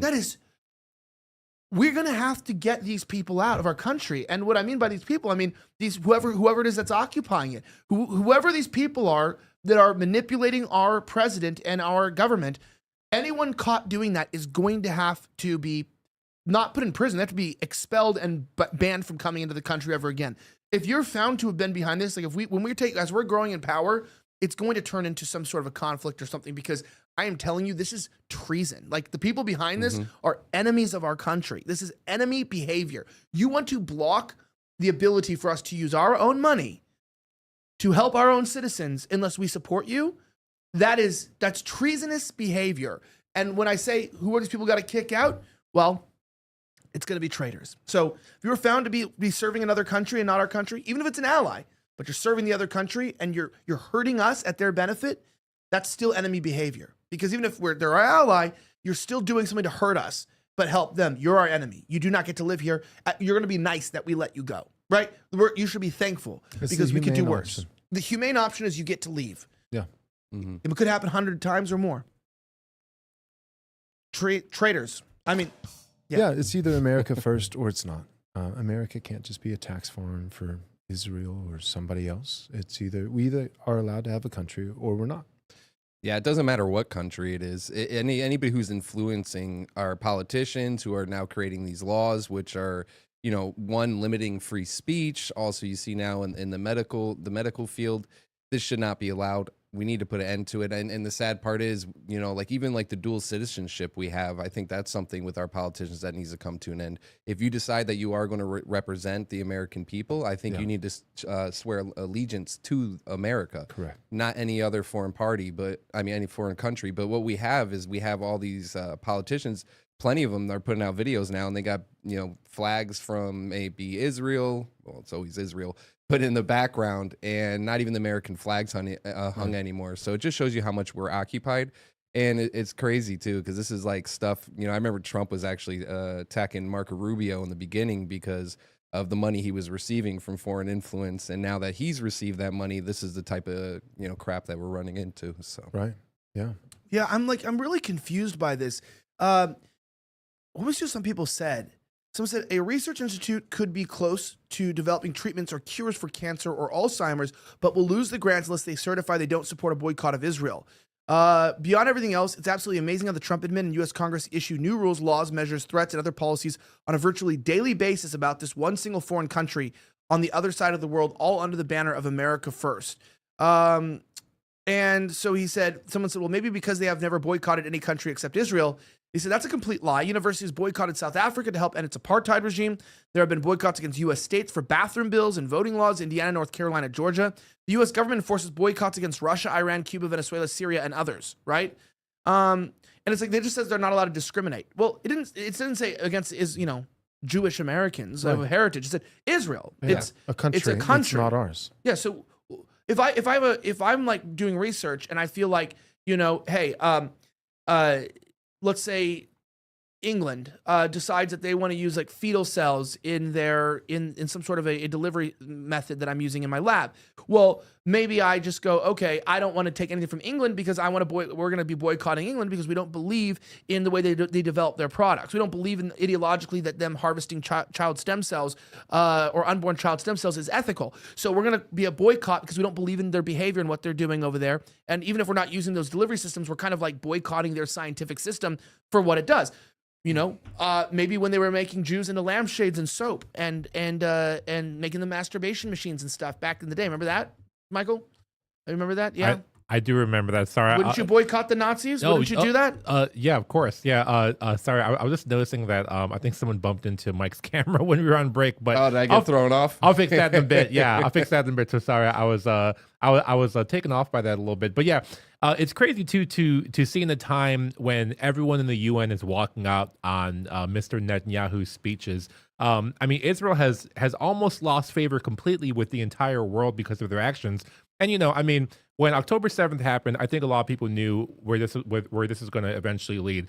Miriam Adelson didn't donate $100 million for nothing. They took this as their opportunity to complete their power grab. And, you know, they want to follow through with their plan of Greater Israel. October 7th was just a pretense. And then now they're going to war with every country in the region. They want that entire region. And also what they're doing is, you know, they already have the government captured, but now what's next? What's the next elite institution that kind of grooms people to get into those positions of power? It's the Ivy League schools. And how many of those schools have had complete upheavals of the administrations there? But a lot of them now, I can't give you an exact number, but that was the whole thing behind the president, whatever, something gay at Harvard, I think it was. So they are kind of consolidating their power, and then that's why they don't want any kind of, and even with TikTok, same thing with TikTok. They had to find a pretense to make sure that people were getting banned for talking for speaking out against it, simply for humanitarian efforts too. It wasn't for anything that was ideological necessarily, but it was more so just because they want to consolidate power. They want to see through with their plans in the end. So yeah, that was the whole thing with Israel. What they tried to do is say, okay, it's because of China, and it shows you the influence Israel has. I mean, that was the one time you had Democrats and Republicans, everybody agreeing that, you know, this TikTok has to be stopped, and the bills were getting ready to be pushed immediately. And it was really just a silence because they were getting people against them, you know, that were going against the war and all the decisions that they were making. So I think they're going to be pushing a lot harder too, because they see their grasp on us is, you know, starting to go away, especially because the boomers are really the ones who were following blindly to Israel. And since that's kind of fading off, now they're seeing that people are not buying in to all this kind of, you know, like false Jewish lies. Yeah, pretty much. It's always like Fabian. Yeah. I'm like theology. Yeah. I want the show to stay on a little bit longer. But yeah, it's but it is. This is manipulation from a foreign nation. Correct. And it needs to be treated as enemies. And I am not like, it's not even extremism. It's like, I believe Israel is an enemy of the United States. I believe the Israeli government is a foreign operation that is taking control of our government. Maybe Jack Cruz is correct, which he says that the reason why they've been able to do so is because, you know, the Zionists made a deal with the crown in the early 1800s after they lost the colony in the United States to try to get back the United States and get back control of our country. And so they made a deal with them to give them back Zion. And then they, because obviously the Jews also don't like, you know, they don't like Protestants, they don't like Christians, that basically they sent them in, you know, a couple hundred years earlier to start taking over institutional power. And then they worked with the, you know, World War I, World War II to give them their land. And once they gave them their land, then they decided they would go full control of the United States government. And then they had to, you know, in exchange for that, they had to get us off the gold standard so that they could become financial capitalists, so that they could control the debt market. And then essentially, you know, because they got us into a debt circle, we essentially are so distracted and so disillusioned with our declining style of life that we didn't even realize that we've been controlled by these people. And then by getting control of us, why would the Jews agree to do that? Because they're going to get a lot of anti-Semitism. People are going to hate them. Well, it's because then they're going to get control of the U.S. military and get the support to fight the wars they want to control the greater region. So it's kind of like a back and forth. The crown gets to control the Israel and Zion, but at the same time, it still remains their colony. The Jews get an appearance of power. They also get, you know, allowed to do whatever they want in the United States, because ultimately the crown just wanted the power back and they wanted to dethrone the United States. And so maybe that's true. And that's what Jack, he's a very famous guy, very smart. He says that's all what's happening, but I told him, I go, maybe that's true. And it might be. So what you're saying is that the crown is the real problem. And maybe you're right, but who's in the way? And it's Israel's in the way. And I don't think that the Jews and Israel realize, and Zionists and all these people, that, you know, whatever's going on politically here, it's just going to make things really bad in the future because white people are not going away. And we're looking at this and we're becoming radicalized. You know, I'm just saying young people, you're not like this, Pastor, but we're becoming radicalized because when you tell me, oh, you know, making a joke on Babylon B about Christians or whatever, fine, whatever, I don't even care. But even though that's the whole title of the show. But when I look my sons in the eye, like I looked at my son today, I literally gave him the biggest kiss on the forehead. You know, he's only 2, by the way, to clarify. It's not like a grown-ass kid. You know, I hugged him, and he's like, cuddle, cuddle. And he just wanted to hold on to me because he thought he almost drowned. He didn't. And he's just holding me, shivering because he's cold outside. And I'm like holding him. I'm just thinking, man, I am not going to let this kid down. You know what I mean? Like, I do not care on what they do to me. I don't care what they dig up from my past, what they make up about my past. I don't care what they call me. I don't care what money they continually take away from me. I'm going to keep going because I am not going to let this kid down. And these people hate young white boys, particularly, especially straight young white boys. And he's like the enemy of their global agenda. And so I'm not going to fail him, you know? And I think that we owe it to the ones not born yet. You know, I mean, like, it seems crazy. It's like I look at my 6-month-old son and it's like, I owe it to you, bud. I'll talk to him like that crazy, but I'm doing this for you. We're going to do it, bud. I'm not going to let you grow up in a world and in a country where you don't have power and things don't work, or we're going to die trying. You know, either I'm going to die trying or you're going to die trying. You got to realize that's where it's going to go. We have it very easy now. We don't have to die yet. So, you know, we're not in prison or dead yet, but we're getting there. Prison's probably coming up soon. But yeah, and if it's not prison, I mean, just to be as realistic as possible, there's a lot of power and sway that can be done organically and informally. It doesn't have to be lawfare. Just by pressing corporations of who they hire. Like we've already seen that from the left, right? So we already saw from the left a full court press that it wasn't necessarily legal. Like, you're going to go to jail because you're white, or because you voted for a Republican, or because of this or because of that. But we saw from the left, like, but we can make you unemployable. Right, we can, you know, you know, we're not gonna breach the Constitution and come up with some kind of legislation. We're not gonna put you in jail. We're just gonna make sure that you can't feed your kids. You know, those Can't go to an Ivy League school. Those very kind things. You know, those very tolerant things. And I think what we're realizing now is the very real possibility that that's going to. It's not just going to be the left. That's going to happen from the right. So for the left, it's going to be you're a racist and a bigot. From the right, it's going to be you're an anti-Semite. But in both cases, what we're realizing now is we don't just have a fight from one side of the aisle, but we actually are flanked on both sides, right? So it's homophobia and racism on this side, it's anti-Semitism, you know, on that side. But in either case, neither one may be, you know, in the formal sense legal, you know, lawfare against you, you're going to go to prison. But absolutely, like, making your life hell. Like, what was the clip from that one guy? Some guy with like slick back hair, looked like an Italian mafia dude, but I think he was Jewish. But he was saying we'll make it to where you can't get a job and shut down where, you know, you can't get a bank account, and where you can't, like, it was like the video went viral. He wasn't joking, and he was somebody, you know, in a prestigious position, and he's saying this is what we can do, and this is what we should do, and this is what, if he has anything to say about it, we will do.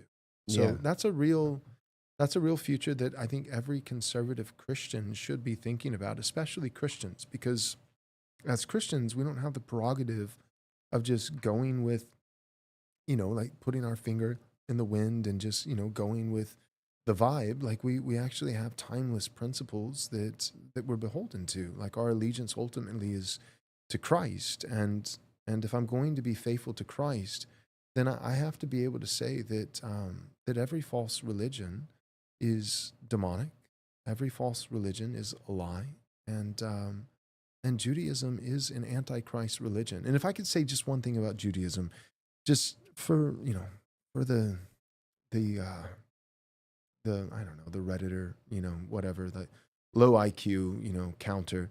to play the devil's advocate, they would say like, well, most people in Israel, this is something Charlie Kirk would say, which I don't have anything against Charlie Kirk. He's done a lot of good, but it's something he would say. He would be like, well, most people have never even read the Talmud. Yeah, okay, look, I pastor a church in America. Ask me how many Americans have read the Bible. Mm-hmm. Not many. Yeah. Not many at all. Right? Well, most Jews, Jewish people, ethnically Jewish people, they don't even practice Judaism. And even those who have, it's only 20%, and only a sliver of them have actually read the Talmud. And there's debates over, which portions of the Talmud are legitimate, or this portion trumps that portion. That's the same thing with Christianity, right? There's different theologians on both sides of the aisle who debate with one another. And most Christians have never read the Bible. Most Christians have never read, the book of Lamentations, for instance. It's the same thing. But when I think of America, I think everyone here, even if they're an atheist, like Richard Dawkins or something, would say, yeah, but I'm still a cultural Christian. Elon Musk, I'm a cultural Christian. And here's my point with that. I think there's actually a certain level of truth in that. Are they nominal Christians? Are they actually like regenerate? Are they actually? No, they're not. But it is true. Like if you want to see what a non-Christian country, like a country that's never been shaped by Christendom ever, they don't have a Christian heritage, go to some country in sub-Saharan Africa, and all you have to do is just get in a motorized vehicle and come to a four-way stop and see what kind of rituals they have. Mm-hmm. Right? Like, well, it's just a right of way and an orderly system with courtesy and preference for one another. BS. No, it's might makes right. Whoever can get in there first, and I'll pay off the police officer, and I'll wreck your car and drive away, and never exchange it for me. That's how third world countries operate. They haven't been shaped by Christendom. So my point is this: America has. It doesn't matter if you're a practicing Christian. It doesn't matter if you're actually regenerate. It doesn't matter if you've never even darkened the door of a church. You have, simply by being an American, born and raised, you have been shaped by 1,000 years, a millennium, all the way from King Alfred, all the way to the founding of America. You have been shaped and swimming in a sea of Christendom, and it does shape your culture, the way you think, the way you behave, all these things. Here's my point. Same with Israel. Judaism is the reigning ideology. Well, most don't even practice. Most haven't even read the Torah. No, you've been shaped by an antichrist ideology. You have. So, but I'm not even a practicing Jew. You've been shaped by an antichrist ideology that is by nature subversive. And I'm not saying that there's not hope, that you can't believe the gospel and be born again and be brought to salvation. But it is naive for Christians to think, well, most Jews, Judaism, especially Talmudic Judaism, is really pernicious, and there's really some problems with that, but that's just a sliver. No, in the same way that there's only a sliver, I would say a sliver of people in America who are genuinely Christians and go to church every Sunday and are seeking to obey, the principles of Scripture. Same concept, same principle, but everyone in America has been shaped by Christian culture. And Israel and Jews have been shaped by Judaism, and we should be aware of that. Yeah, no, I agree that it does shape you. You have the, growing up around it, it starts to seep into your soul. You start to believe, whatever that those teachings are. One thing I will say, though, it's interesting is that, for instance, I don't think that every single Jew is wicked. As you said, they could find their way to Jesus Christ. They can, repent and. But Jesus Christ can find his way to them. Correct. Well, I think Jesus is with us all the time. I think it's more, you know the Bible a lot more better than I do, but I believe he's with us at all times. It's just us recognizing that he's there. But the interesting part is when we go ahead and we talk about the Israeli government and like Netanyahu and everything, it's like, okay, instantly you hate everybody in that country. You want, you're racist or whatever it could be. I mean, for the past 4 years, we were complaining about Joe Biden, right, about how he was running the country. And that doesn't mean that I hate every American. Right. He's not Jewish. Correct. Yeah. And I still had plenty of problems with him. Correct. So, just because that we don't agree with the government and everything doesn't mean that we're trying to wish, wickedness upon anybody. I believe everybody has a chance to, as I said, build a relationship with God. But for us to question this foreign influence that's destroying our country, I mean, that's something we all need to be paying attention to. Amen. Yeah, and I want to switch gears here a little bit to a couple of things that Joel's been involved in that I think is actually pretty funny. So One of the things is he is actually pretty much a fan, or I shouldn't say a fan. He is constantly getting clipped up by right-wing I'm not watch. a fan. They're a fan. Yeah, let me see if I can. It's I can- honestly, it's kind of like a class 5 clinger. You know, like they just like they love me. They just latch right on to They you. love Yeah. me, man. It's some might even say it's parasitical. But they can't let me go. They can't get enough. I didn't realize that they were clipping you up so often and so much. No, until I saw- found you through right-wing watch. Yeah, by the somebody way. texted me a screenshot the other day, and it was like they have like a rating system of like top 10 people that they've clipped up and stuff like that. Number 1 was Nick Fuentes, shocker, but number 2 was Joel Webbon. Really? Pretty impressive. Yeah, you are. So you are clipped up a lot. They were really mad at you. They said Christian nationalists Joel Webbon and Wesley Todd urged the government to literally seize the property of the wicked. They're really mad about this. They were warning that this was extremism. Oh, this is a classic. This is a fan favorite. Yeah, we love this. Check this out. Yeah, people love it. You can map it out. Like, all right, we got 57,000 buildings to take over. Within those 50,000, 7,000, millions of people to convince, tons of ministers. Like, that's decades of work. Or, hear me out. Hear me out. I'm ready. The president, the sovereign, the magistrate, Baron Trump, he comes out and he says, king. I've taken a task force. We've gone through every website. We've driven by every building. And we have logged thousands of churches with pride flags out front, women on the clergy.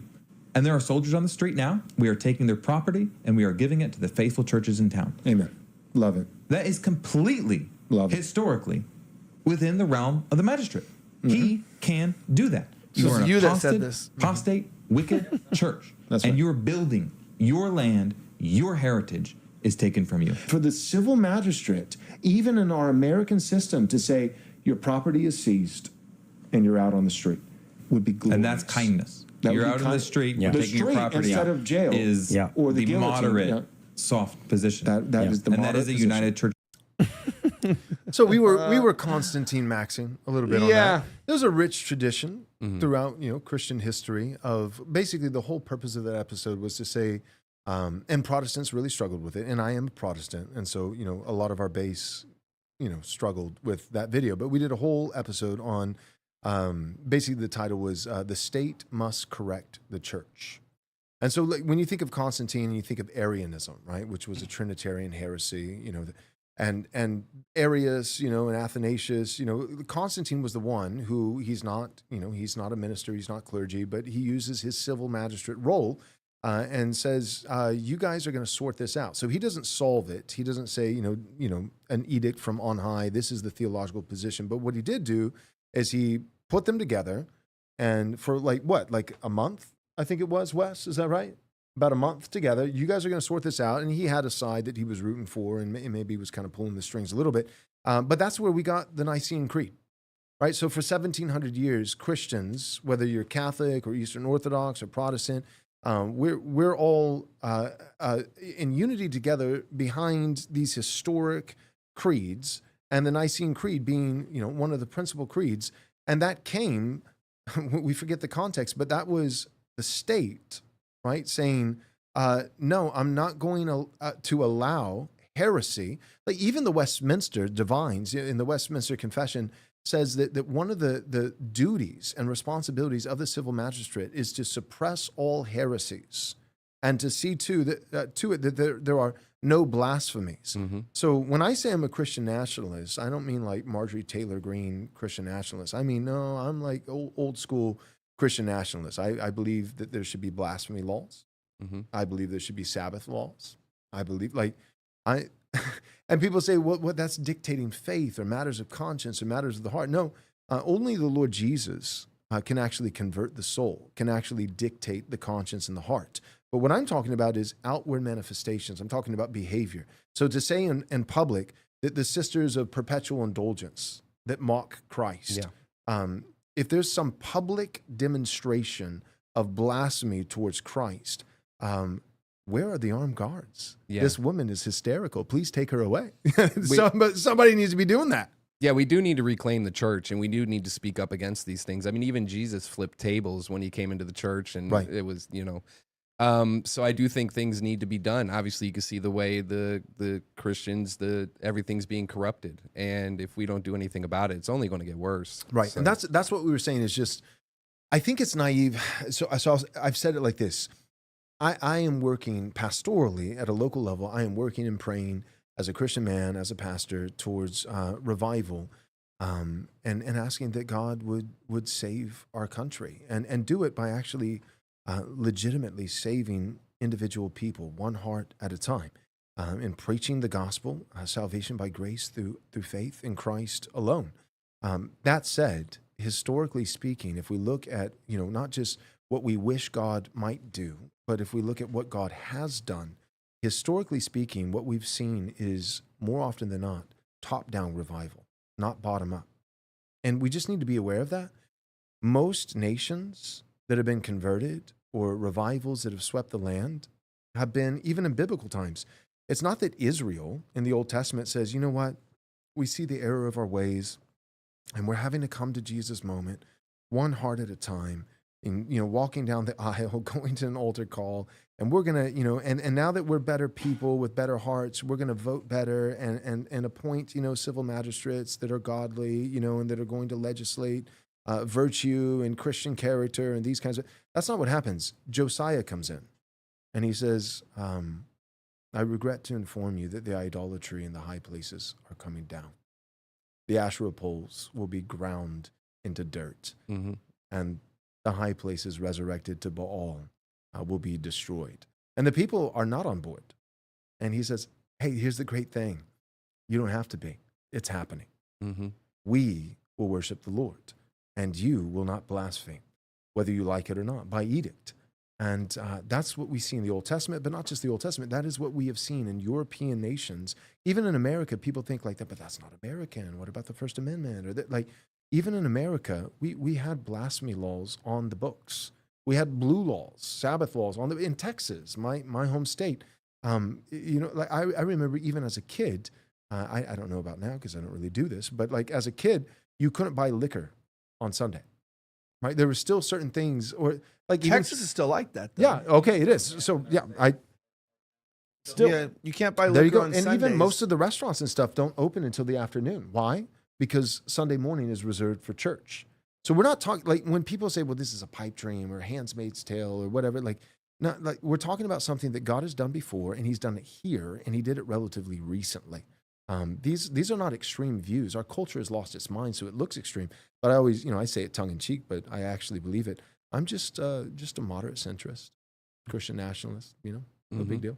Moderate centrist? I wouldn't say that, because a couple more clips here that were brought up. The title of this article, Joel Webbon does not want to see women in the public sphere. One of my favorite moderate centrist views right here. Yeah. You're going to love it. In a nutshell, in general, I don't want to see women in the public sphere. You mean they shouldn't hold political office? Correct. You mean you don't want to see them podcasting? Correct. Well, but what Shout out Sarah about Stock. what about in the marketplace? With 9 to 5, careers. No, not that either.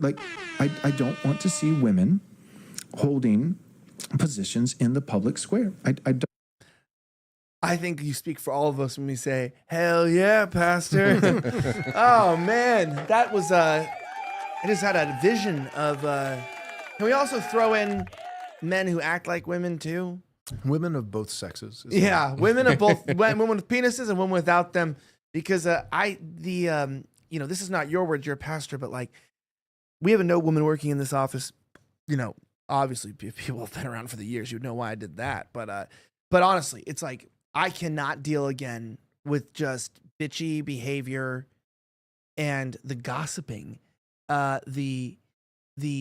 They take the smallest things and they try to pit everyone in the office against each other. Everything's a game to them. It's like a cat or something, right? Everything you say is a string, and they're going to try to grab it and do something with it. And you'd be thinking everything's going good, life is good, and there's nothing wrong, and everyone's having a good time. And then you find out somebody secretly hates you. Then you find out why they hate you. To find out it's always some chick talking to them and freaking them out about you. And that's in every office I've worked in. It's literally insane behavior. And then, of course, they're not reasonable. So when you confront them, they're like, no, it's not what it is.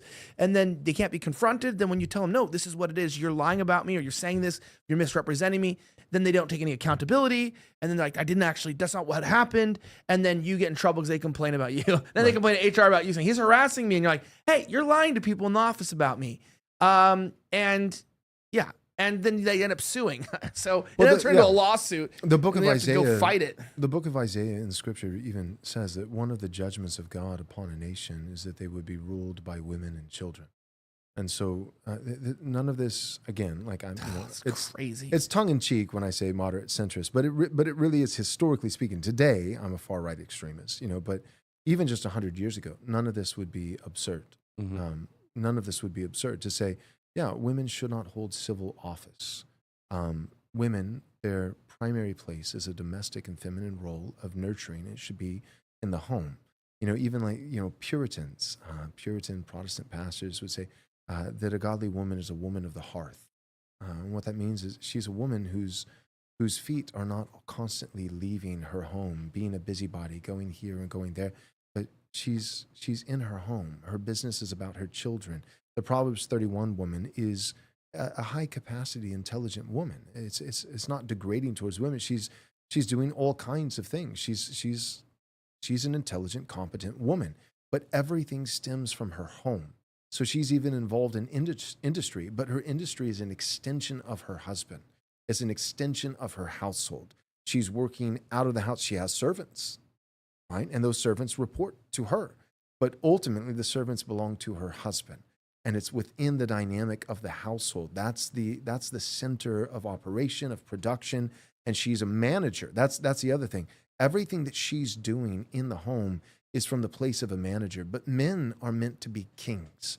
Kings and managers are not the same. That's what we have. Our government is a managerial class. A managerial class. It's not kingly. Kings take hills. Kings look for the next battle. Kings press forward.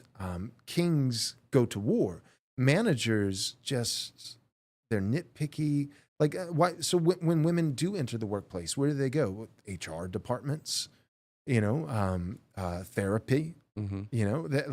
They naturally. In other words, women naturally gravitate towards if they can't be a mom at home, they'll go be your mom in your workplace. And there'll be some 35-year-old grown man's mom who is telling him what to do. And ultimately, studies have been done about like slowing down that company's production.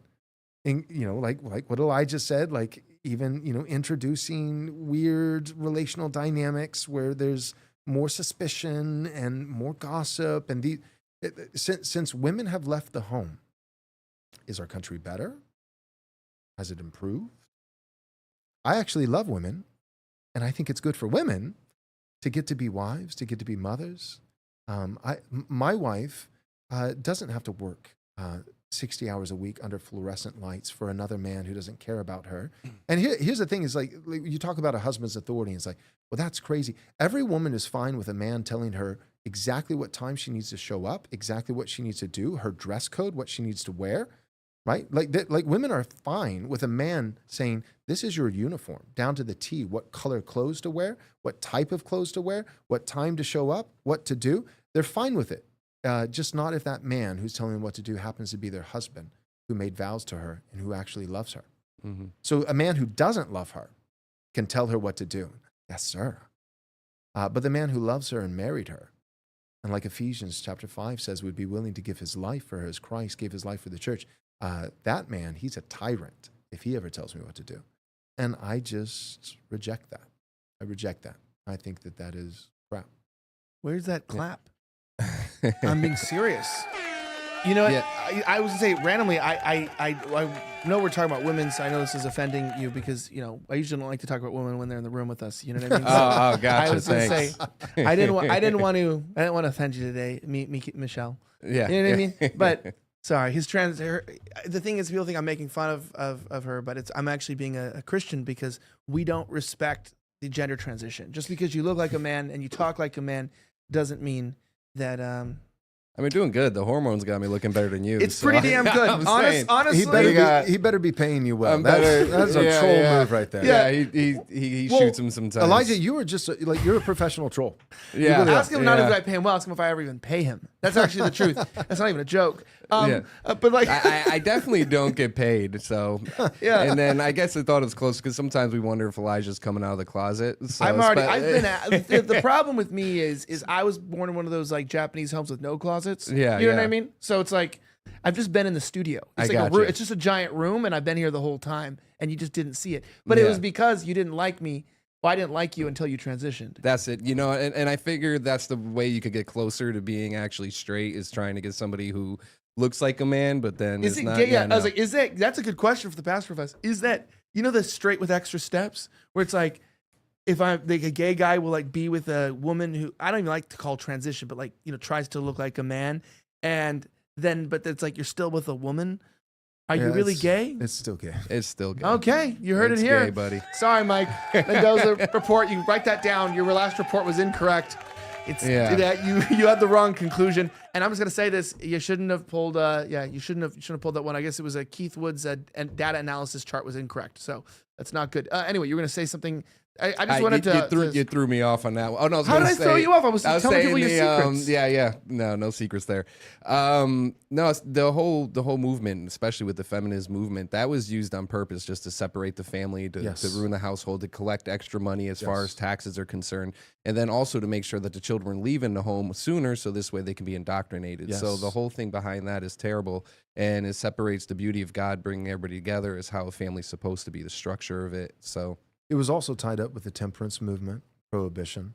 So the same group that was the raging feminist of the time were also the ones who banned alcohol, and part of it was because there were abuses for sure, there always are, but part of it was that's where the men would congregate and gather, and that was the pub was the it was the HQ of strategy, of political strategy. Like, this is where men would get together, and from that environment and the relationships forged there and the meetings that they would have in the local pub, that's where a lot of male leadership stemmed and flowed out of. And so even that, like, you think, like, what is temperance, like what does a ban on alcohol have to do with feminism? Quite a lot, it turns out. So, Yeah, absolutely. And you see the effect it has too. I'm vindicated. I am vindicated. Let This has the been a record touchy state, topic. I did say that there are abuses. So, so if but- the shoe fits, I'm not saying it does, but We're about to take over the country. So what I heard from the pastor was, we're gonna have to do a bunch of drinking before we take this country over. Let's go. I'm getting blamed for it. No, and the problem is too is that we don't. The way we are now is everything's supposed to be supposedly equal. We need to make everybody's the same, but they're not the same. God created us differently. God created men with great characteristics, just like He created the woman. Woman's more loving, more caring, more supportive, like that. And the man is more of the hunter, the gatherer. So and a leader. So we strayed away from all of that, and then even you have like soft complementarian, would be the theological term, but like. Some of the churches that, they've tried to keep their conservative card, and they're like, well, we have male pastors, and like, but I always say, it's the shadow elders are the ones who actually call the shots, and the shadow elders are the wives of the elders, right? So elders will like get together, they'll have a meeting, they'll make a decision for the life of the church and future and direction. And, and then, you go home, and 2 days later, one by one, each of the elders is calling, the senior pastor and saying, after more thought and prayer, I kind of think maybe that's the wrong decision. We should do something else. And the proper response, of course, is to say, did you talk to your wife?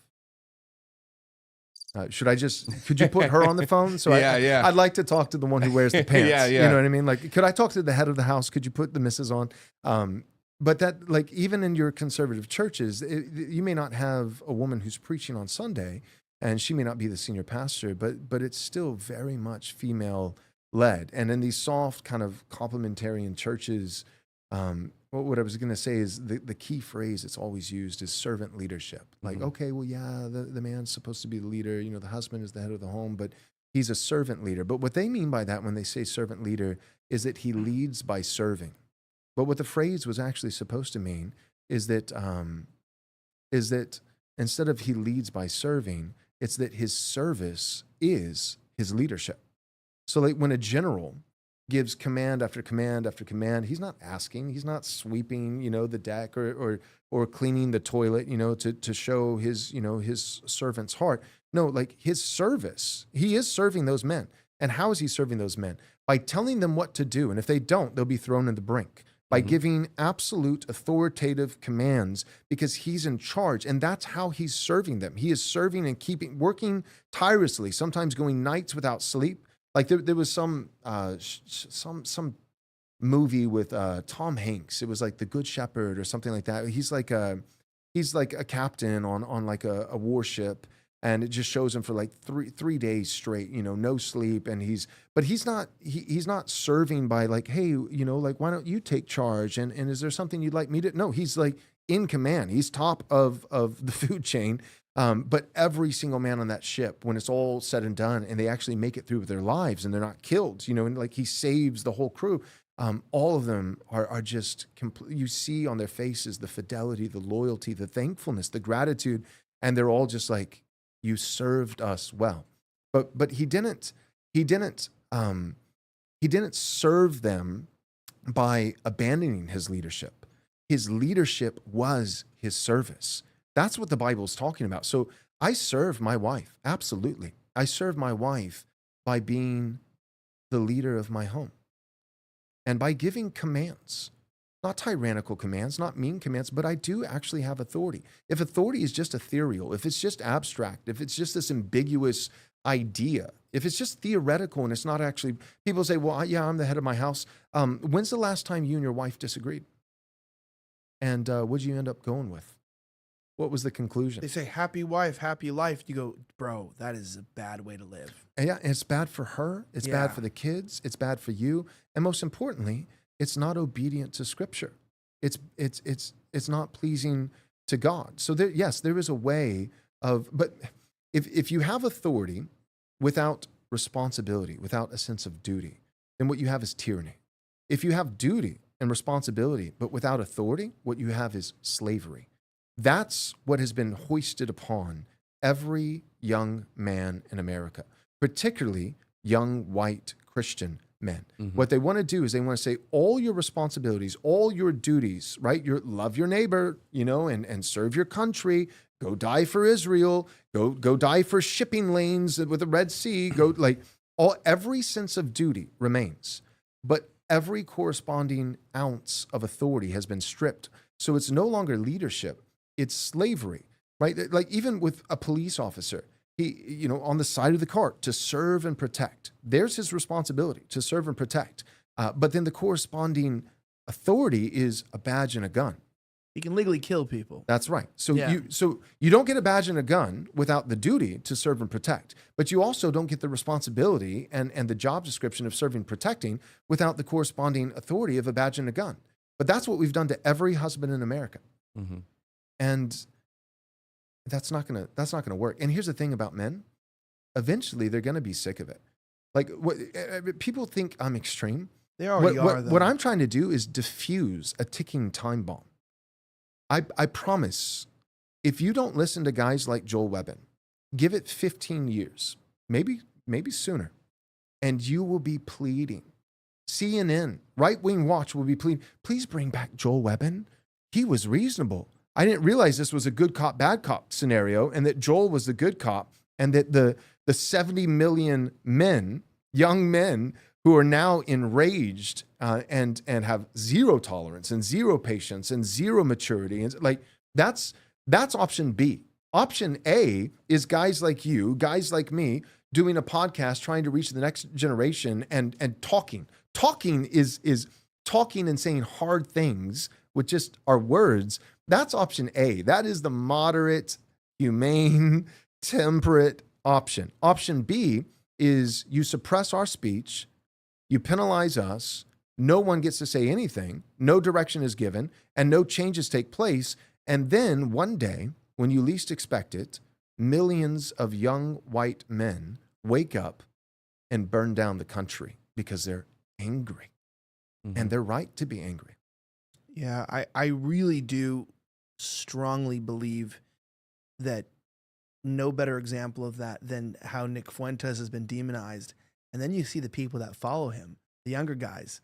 And even Nick will sometimes be shocked at their comments. Nick will just be like, hey, we need to work on getting rid of Jewish institutional power.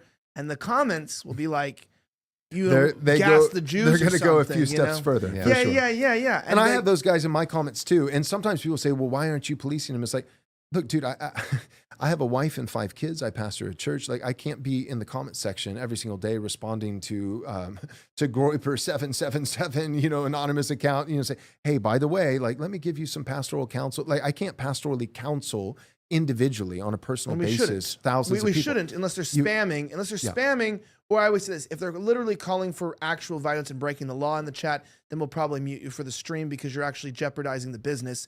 But in terms of the business needing to be your mom, no Fed posting. Yeah, exactly. But in terms of me needing to be like a mom in the chat and like not letting people have somewhat insane ideas, sometimes it would be arbitrarily against everything that I stand for. But what I was saying about the extremity here is, it's also in a positive way backfiring though, because like I said, when I looked at the table and went, okay, there's really not going to be a place for me at the table. There's either 2 ways that I'm going to do this. I had some pretty good job offers after I left Blaze. I took a step back and I go, I'm either A, going to lie to my audience and grift, and I'll go back to that table and I'll go work with these people, or B, I'm going to have to just double down and get more and more honest, more real, less police myself less. And then as I've been doing this, I go, hey, these attacks are getting pretty big. I'm going to have to form my own network. And everybody said, well, it can't be done if you don't take Zionist money and you're not a part of this club, because how are you going to promote your network? You've got to be on Ben Shapiro. You've got to go on these guys' shows to capture their audience, right? You got to do audience capture. That's what it's called. And I'm like, I don't think we need them anymore. I think that if we don't do this and we don't let people know that there's other ways of thinking, like, this is actually kind of the funny thing. I'm actually doing what I hate. It's like, I'm not trying to police people to prevent extremism, but I'm saying, hey, I'm kind of trying to be the one last shot of saying, maybe there is a way that we can do this and we can work together and try. But I can guarantee almost anyone I talk to who's young is just like, we're going to need blood and we're going to have to kill these people. And that's what they tell me behind closed doors. And I want to clarify, I'm not saying that. Okay. So people especially because we're on a podcast together, so they called for violence or something. I'm not calling for violence. But when I do talk to young people, and this goes on the left too, by the way, the young lefties, they want blood, man. They want real war, real street battles. They want to kill people. They want to behead people. And that's why you even see with Austin Metcalf, even at where we're at with race relations, they're happy he died. It's like good, we got one of them. And so people don't realize the volatility here. And then you have like the right-wing media being like, so let's talk about trans women in bathrooms and Nancy Mace, got disrespected. And you're like, hey, young people want to kill you. Like, and I'm not going to say them by name because they will take me out of context saying that I'm trying to kill them. But these guys that come against me in the right-wing media, the young guys want you dead. And they're not groypers. That's not what it is. It's just young guys who feel desperate and backed into a corner, and they feel like you're suffocating them. And they can't get a job. They can't get into a good university. Everything is rigged against them. They can't find a wife because they're hoes. They can't develop themselves because their family doesn't have any generational wealth. They have no kids. They'll never own a home. They see no property in this country. There's no other Western country they can go to that isn't flooded by these immigrants, and they hate you and they want to kill you. And I don't think they realize that by taking out the steam valves like you and me and people, you're actually going to make them possibly kill you. And I don't want that. And so maybe just try to be a little bit reasonable. And the last thing I would advise, maybe don't then when you're seeing this, because this is what Jordan Peterson is seeing, this is what Lindsay's seeing, they're kind of seeing what we're seeing. The best decision to do this would be probably not then dismiss them further, call them psychopaths, parasites, and rats, and then vouch to destroy them because you're 60 and they have youth and there's more of them being born every day. And one of them is in my house and he's only 6 months old and he'll live past you. I'm just saying, I'm just warning people, like, I see the extremism rising too, and the entire way it's being approached is very bad, and I don't see this ending well. I don't see any of this ending well in our country, but I'm not like Tim Pool where I'm like everything's civil war. I don't think it's happening right now. I don't think it's coming tomorrow. I don't think every strike in Iran is World War III, but I like Tim, but I'm just not that kind of person. But I do think that if we don't change course and start listening to these people and start addressing some of their issues, Israel is not going to have an ally in the United States, and these people are going to be killed. What a shame. So Israel wouldn't have. You're heartbroken by that one, huh? But what about Israel? Well, I'm just saying, like, the point is that they want us to support Israel. It's like you do realize all these decisions Right. you're making are making young just people absolutely mad. solidifying that, Yeah. that we will not be. The death of your support is going to happen in generations. And then what are they doing in response? My point is they're clamping down Yeah. and being authoritarian. It's like, hey, they're going to kill you. Well, and that's the people, all I'm saying. is especially hypocritical when the people who are clamping down are people like Jordan Peterson, who is like, dude, you literally made your entire name by standing up to organizations like the ADL for free speech. And now you're partnering with the ADL against free speech with the same young men who adored you. They adored you. These guys, like, it's not just wrong. It's not just hypocritical. It's an immense and profound betrayal. Like these young men, it's like, why are you so emotional or why are you so angry? Because someone they perceived as a father betrayed them. That's how they feel. They feel like dad. It's like the Star Wars meme, you know, you became what you set out to destroy. You know, you switched right over to It's it. like, how could you? Yeah. How could you? You were like a father, and you betrayed me. And so, yeah, that is a recipe for everybody who's saying, yeah, I don't want things to be extreme and we need to dial it down. Like that's probably the worst way to dial it down and to ensure that, the energy is pent up more and more and more, and that eventually there's an explosion. Yeah. I think that you both said it right as far as that. It's when you suppress all those feelings, when you suppress what, just the truth, allowing them to speak freely and then actually be who they're supposed to be, it just makes it harder and harder. And eventually you're going to have like a ticking time bomb, because once you feel like you're just backed into the corner, like you say, there's no other way but to fight your way back out. So it's better that we start to allow the steam valves to get off a little bit, let them out, and then, acknowledge what's happening and make a change versus before we get to that point. And for a lot of guys, that actually will, some guys are just extreme, some, like the Joker, some men just want to see the world burn. That's true, right? But for the most part, a lot of these guys are fairly reasonable, and they just want an acknowledgement. Yeah. Like they're just like, can you just see me? A seat at the table. Yeah. There's- Well, there's- some of them don't even want a seat at the table. They just want someone at the table to acknowledge their plight, to acknowledge that they actually had their futures taken away from them and that things are hard, and someone to say, I'm in your corner and I'm gonna do my best, and it's an uphill fight, and it may take an entire generation, and things aren't going to be changed in 15 minutes. And a lot of these young guys would get that, and they'd be like, okay. Yep. And you see smaller examples in that. So, for instance, when Trump was running, it was the first time it was always called a silent majority. And then we had somebody who can actually speak up. So that's why people got really excited for Trump. And then with Andrew Tate, we have so many people who are telling us that we can't be men, don't man explain whatever they say, and masculinity is wrong, and try to take away, what we're supposed to be as men, be strong men to create good times. And what we're doing is we're creating weak men to create bad times. So that's why we gravitate so much towards those people, because of the fact that we're being suppressed of what our feelings are and who we're supposed to be. So you have that kind of explosion. Check this out, though. I want to we could talk about this stuff forever. We'll have another show. He'll be on tomorrow for our news show at 3 p.m. Eastern time. Just so you know, our show Rift Report is Monday, Wednesday, Fridays at 3, and that'll be really great. We're really excited for that. But Andrew Torba sort of, said this. They desperately want you to believe two demoralizing lies. One, that you are isolated, that only a small handful of people notice what you notice. That's why, Jordan Peterson said 4% of the population.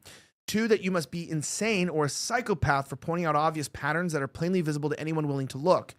The reality, however, is that the truth is prevailing and spreading quickly, and in a significant way. That's why week after week, they continue to roll out these blatantly transparent narrative control operations designed to wear you down and paint you in a negative light. These are not the tactics of a confident opponent. Hold fast to the truth and keep spreading the word. These desperate, pathetic antics only serve to wake more people up. And I want to say that that's the positive end. I don't know if you're watching this at home and where you are. And one of the things that I think a lot of people who make podcasts don't do well, and I always see pastors do this unironically, is they always talk to pastors. You go, how did the service go? And they go, 4 people got saved. 140 people showed up. 2 people were missing, but then they brought a family. Like, hey, that is nothing about how the service went. That's just like, you're just looking at numbers. And what does that have to do with the quality of the service for how it honored God, number one, and worshiped God, and number two, how it might have strengthened his church, right? You didn't talk to me about that. And numbers don't mean a strong church, It's like, a mega church with a very, very, very sick populace. And I think with podcasters, they don't realize that, this has become cathartic, a little bit like church for a lot of us. A lot of us have left church and we came to the podcasting world for our church. It's really what it is. We stopped hearing any truth, so we just wanted some truth. And that's why it's sad. Like, a lot of Christians watch this show, and it is like such a degenerate show, really, truly. And I'm such a piece of shit. But at the same time, it's like we do talk about the truth and good things. And I notice in the audience here, that a lot of you guys are we look at it as an audience, basically. But one of the best advices that I was ever given was, in a room, speak to the people in the room and don't act like anybody's watching you. And when you're speaking to someone in their home, remember, you think you're speaking to an audience, but you're speaking to one person, right? There's one, it's you and them. So it's me and you, right? Yeah, you. I'm with you right now. That issue is that because there's one of you and there's only a few of us here, they want to make it seem like there's only 4%, right? There's a few. Right. But I want to flip the script on that and saying, actually look at the numbers and look at like this channel. It's like when you see an episode, it's like the last episode's like nearly 100,000 people watched it.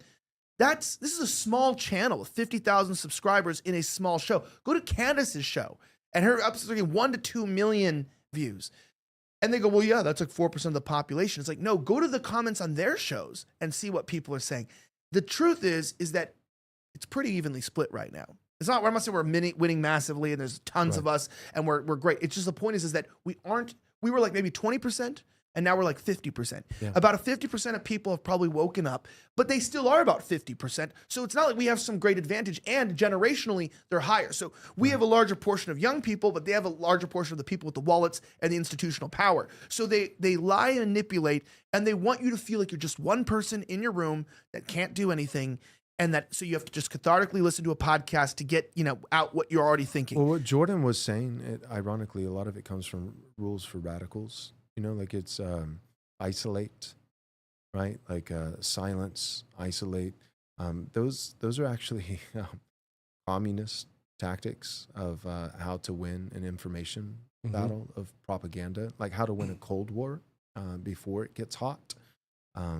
Isolate your opposition, make them feel completely alone, cut off means of communication, demoralize, propagandize, call them obscenities, you're radicals, you're psychopaths, nobody's with you, everybody thinks you're extreme. That's actually that's like a communist playbook, and kind of funny for a conservative to be behaving like a communist. Let me read these quick super chats from you guys. Joel Webbon, Pastor Joel Webbon, a fantastic guest. Very, very happy. If you liked him and his views, we'll go over where you can find him and follow him. Just so you know, some of these, sometimes these guys are mean in our super chats, but I always say, if you want to pay to be mean, I'm okay with that. Yeah, we'll take your money to be rude. You could talk about my transition. It's fine. Yeah. We're just mean to each other for free here. So you cannot be a sensitive person and work here. No, you got to have fun. You got to have fun with it too. We kiss after the show usually, so it's fun. That's my favorite part. As long as you rub me down with the Van Man, we're good. Man. Yeah. He gets in the shoulders really well. He has strong hands. Just to confirm, you guys asked me earlier if you're gay. Yes. Yeah, definitely. Yeah. Let's go. Yeah. The thing is that's the point. Is people say there's a lot of gay humor, and I go, "Where's the joke?" Which, to be fair, that makes you perfect for MAGA conservatives. Yeah, actually, now you know why. There's nothing more conservative in a MAGA Trump movement than being gay. Oh yeah, we're going to get Turning Point jobs soon. We Turning keep this up. We're starting a new organization called Turning On Point. Turning On Point. Yeah. Oh, we're stepping it up. No, that's my favorite one. When people say, "Yeah, there's too much gay humor in the show." It's like, humor? I just want to say, what show are you watching? All right, J.M. Denton said, Jewish joke. All the real Jews were actually annihilated by Hadrian in 136 AD. It's okay to make fun of them because none of them are around to complain. What is this? Idea delanda est? I don't know what that means, but thank you. Survey, was that funny? I don't know. Yeah. Soul Explorer Coaching. How much did he pay? I'll tell you. $5. $5? Okay. It was okay. Soul Explorer Coaching says, I don't want to buy anything, but I want to make my money your money. This here is everything I have. Now I'm broke, and I'm very resentful about it. How dare you? I will exact my revenge for this, just so you know. $1 super chat. Yeah, it's $5. Thank you. I'm sure this is going to be a very constructive super chat from someone named JQ Public. Protestants are apostates. Your heritage Americans are just heretics who destroyed the Holy Roman Empire for Jewish shekels. Screw this pastor. He has no apostolic succession. Thoughts? That's yeah. Well, Say we I as a Protestant, we have about as much apostolic succession as Roman Catholics. That is to say, none. But I understand where he's coming from. So for me, I think the Protestant Reformation was inevitable. I think that the Enlightenment is kind of like just the other side of the coin. The decentralization. I'm one of the few Protestants that will admit that it's highly problematic. You think of the Dark Ages, and part of the objectivity of Roman Catholicism, despite my theological disagreements, there was a beauty to the sense of you walk into this cathedral, you see, these signs, these emblems, that like there's these rituals, these robes, this incense. There's absolution for sin. There's this confession. There's this bread, this Eucharist. Take, eat. It is the body of Christ. This is His blood. And Protestantism, in many ways, things became symbolic. And again, I am a Protestant, so I'm not going to keep going into that and say exactly what I believe. I think people understand. But that there is Protestantism. A lot of what it did, sola scriptura, which I hold to, although I would probably articulate different than some guys. But what it did was it brought things into the subjective, and it did invite a lot of relativism, which again, like I said, I think it was inevitable. I think that was coming through the Enlightenment, anyways. Individualism, relativism, subjectivism, all these things, and I think that the Reformation is actually the best of it. So I think that these are things that were going to happen regardless, and the Reformation is actually the best version of that. But I will be the first to admit that in most cases, when it comes to Protestants, many of them have not held the line in the way that they should, because there's not really a syndicate of accountability. It's Pastor Fred, with their it's like, what's your confession? Well, the Baptist Faith and Message. When it was written, in the 3rd century? No, it was written, in the year of our Lord 2000. And that can be a recipe for disaster. But Catholicism, Eastern Orthodox, it's kind of, in some sense, it's pick your poison. So Catholicism, as it goes slowly. It has shown more resilience in some ways.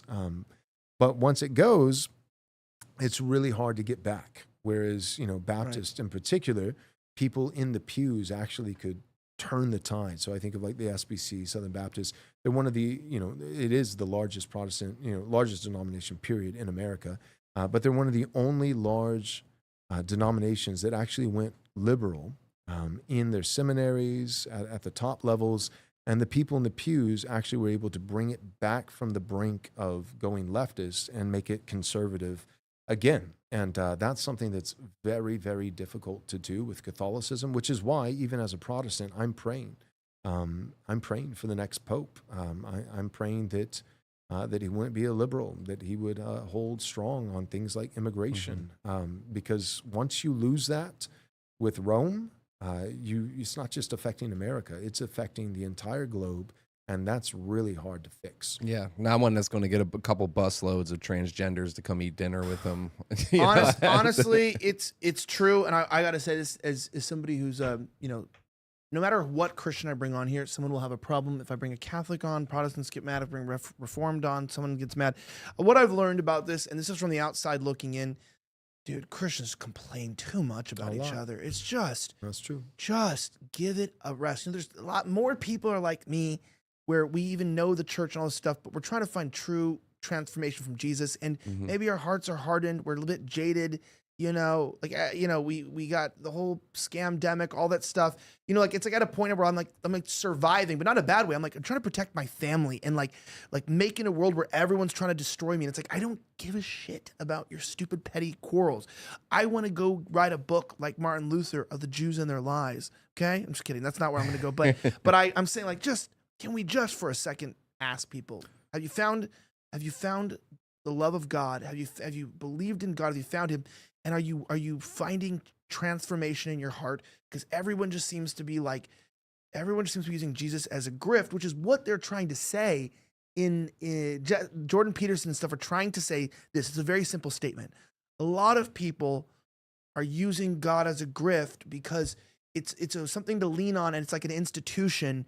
But they're like, it says like there's people appear to represent my name, but they deny the power therein. Right. God talks about that, meaning, but there's no internal transformation. And sometimes maybe the way that you put off with it when you're saying Christ is king and stuff is that you're leaning on it like it's an institution, but you're not showing that God has ever really changed your heart. And it's maybe giving a bad look to especially to born again believers or people who are Protestant, what they believe. It's not a good representation of what we're trying to convey.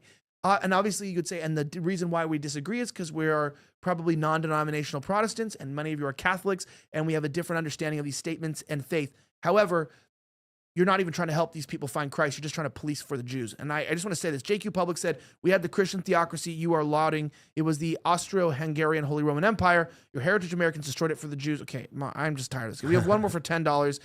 This is our last one, and we have one in there as well. To be fair, we had it here too. Protestants did that here too. But then we let a lot of Italians in who were Catholic.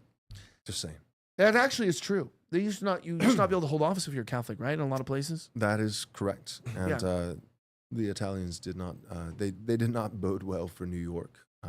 So there's a lot of Italians. All right. Diego for Liberty said DC will forever screw up foreign policy. There's a bill out in 30 states that prohibits the National Guard from going to war unless Congress first declares it.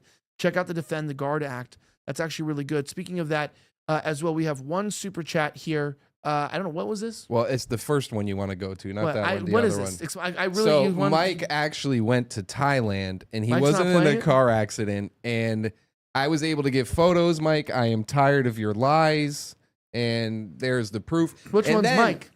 I get confused. I'm thinking he's in the middle, and then he brought Joey with him. And all right. Well, first of all, that's our staff. First of all, I want to say this is very clearly Photoshopped because once I go to Thailand, I would go for less than 2 weeks. Okay, wait. The correct statement is it's clearly Photoshop because whenever I'm in Thailand, nobody knows I'm there, and I have a rule: no photos. Yeah. Okay. We also had a picture turned in here on a super chat from the Mendoza report.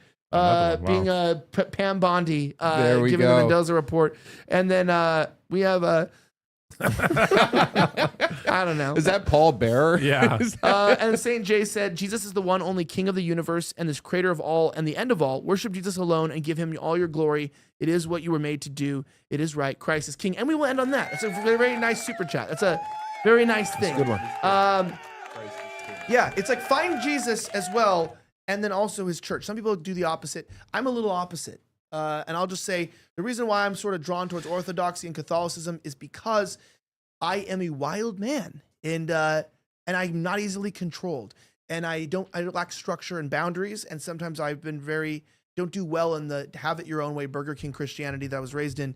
And so it attracts me to be a part of historic liturgy and be a part of a church. However, I'm never going to be worshiping Mary. It just won't happen. So sorry, I'm not buying that. And to be fair, a ton of Catholics also don't worship Mary. Yeah, that's what I'm saying. I go to like more of a Reformed Catholic church right now. That is the dogma, but like I always, people are like, so what do you think about Catholics? And it's like, well, Catholicism or Catholics? Because Catholics, the reality is most Catholics are bad Catholics, which make them really good Christians. Yeah, and somebody also said, which was kind of weird. Someone said, why did this video get so many thumbs down? It got 23 thumbs down, not a lot. And also, it's because these videos always do, because we talk about a lot of controversial stuff. Anyways, if people want to find you and follow you, Pastor Joel Webbon, how can they support you and keep up with your work? You are a fantastic individual. I've very much enjoyed having you on. It's been a great night. We could go longer. And Mike Mendoza was telling me, let's go an extra hour. And I was like, Mike, we got to shut this down. You right? You were like an extra hour? Yeah. Honestly, we could. I mean, this is probably one of the best episodes since... for a long time. I mean, they've all been pretty terrible recently, but this one's been really good. So he's honest. Pastor, go ahead and tell us how we can follow your work. Yeah, well, thank you guys for having me on. I really appreciate it, and had a good time. Easiest thing to do is YouTube's our biggest channel. It's not that big, but 120,000 followers. So YouTube is where most people watch us. So Right Response Ministries on YouTube. And then, X, I just started X a little while after Elon bought it, and so I didn't understand Twitter. It didn't make sense to me. But then I was like, okay, I kind of get it now. So I'm kind of behind the 8 ball, but I really am trying to get more followers with that. And all of our videos that we do on YouTube, we also post on X. I know it's not the best platform for video, but those videos are on X. Plus, you get my little hot takes that get me in trouble with people like Hillary Crowder, Yeah, from time to time. So. Well, yeah, and we're gonna bring that up tomorrow. So the handle is at Right Response M, because there wasn't enough characters to ministry. So at Right Response M on X, or Right Response Ministries on YouTube. Yeah, we're gonna be talking about it tomorrow at 3 p.m. Eastern time. All So right. remember to tune in, because it didn't fit in with the segment I had written down for that. Didn't fit in with anything we were doing, so it just didn't fit in. So we had to push that towards tomorrow. His name is Snowflake. His middle name's _, and his last name's News. God is God, man. Tell us how many stars you are and where we can find you. 4 out of 5. You can find me at snowflake_news. I'm on Instagram as well as X. I'd love for you to check it out. I try to post breaking news, not as good as the Mendoza report. Obviously, it's a big shadow to be in. But I'd love for you to check out the page. Give me a follow, and yeah, appreciate it. Yeah, and then Mike Mendoza, honestly, you said people are following you. I do believe that, because obviously people know if you don't subscribe to his page, you can't get the Mendoza report updates and announcements at his website or his X, right? Yeah, So- true. Yeah, and then just follow me there. Let me give a little applause for myself there. Follow me at Mike Mendoza JPG. Also, if anyone finds a hard drive in Thailand, let me know, because that is the extra, or that's the additional 200-part series on the Balfour Declaration that I'm looking for Do you know right what's now. crazy? Yeah, you know what's So- crazy is he's actually pairing up with the creators of Europa, and he's making a extended version of it. I heard that's actually 65 parts instead of like 20, right? Isn't that true? Yeah, and Are you serious? I've also contracted. That can't be true. I've also contracted. What's the name? What's the JQ guy's name? Who is super chatting tonight? JQ Public. Isn't Yeah. it? I've also contracted JQ Public to do Let's most of the work on go. that for free. He's doing it for free, so I appreciate that. That's dedication, That's man. what that's gonna be like our tag here in like the office. Like, I want you to put the amount of focus and work into here that an average spurg on the internet puts into blaming the Jews. You know what I mean? I need that sort of like, they'll find the Jews somewhere. There's always a connection somewhere. It's like that meme with the guy like making the connections. Yeah, Charlie from Always Sunny. Yeah, it's like, guys. All right, to the rest of you guys, thank you so much again for watching. Don't forget to sign up for a Compound Censored membership at censored.tv/offensive, or use promo code offensive at censored.tv.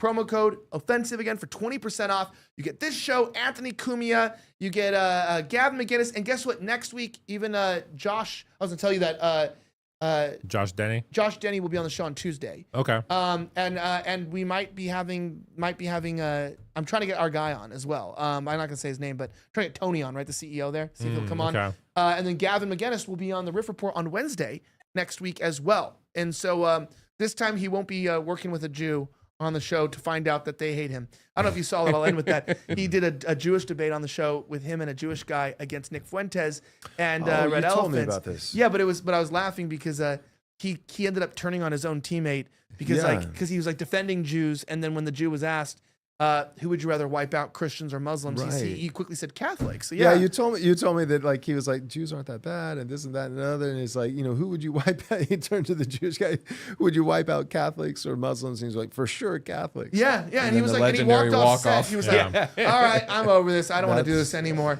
And so he lost. Like, the That's guy not crazy. only lost the debate, but he defected his own teammate. Like, Then to he tell got a the call other from side. Shapiro. Yeah, then Shapiro called him. He said while he was on the show, he got the call. And he had like No. mute it and got a call. So he said they were mad, Yeah. saying that he like basically was like ruining. He wasn't supposed to say that out loud. So he got the call on the show. Wow. And got in trouble. So Shut it down. and then he cried for like a month after every day. He was like, I won that debate. It was like, bro, you lost your own teammate. Like, you didn't just lose the debate, you lost the art of debate. You you changed the format of the show to a gangbang. It was 3-on-1 at that point. That's like, That's pretty rough. that's not. That's him on the phone there. Yeah, look, There he there you is. go. Ben called him. Seriously? I Ben don't Shapiro really, actually that's called what he him? said. That's what he said. That's what he told me. He goes, I don't really know what I said. I got stuck on a compound interest loan application for an old lady that couldn't afford it, and I just forgot what I was saying. All right, I'm done with this. The rest of you guys have a great rest of the week, as always. May God bless the United States of America. I'm signing out.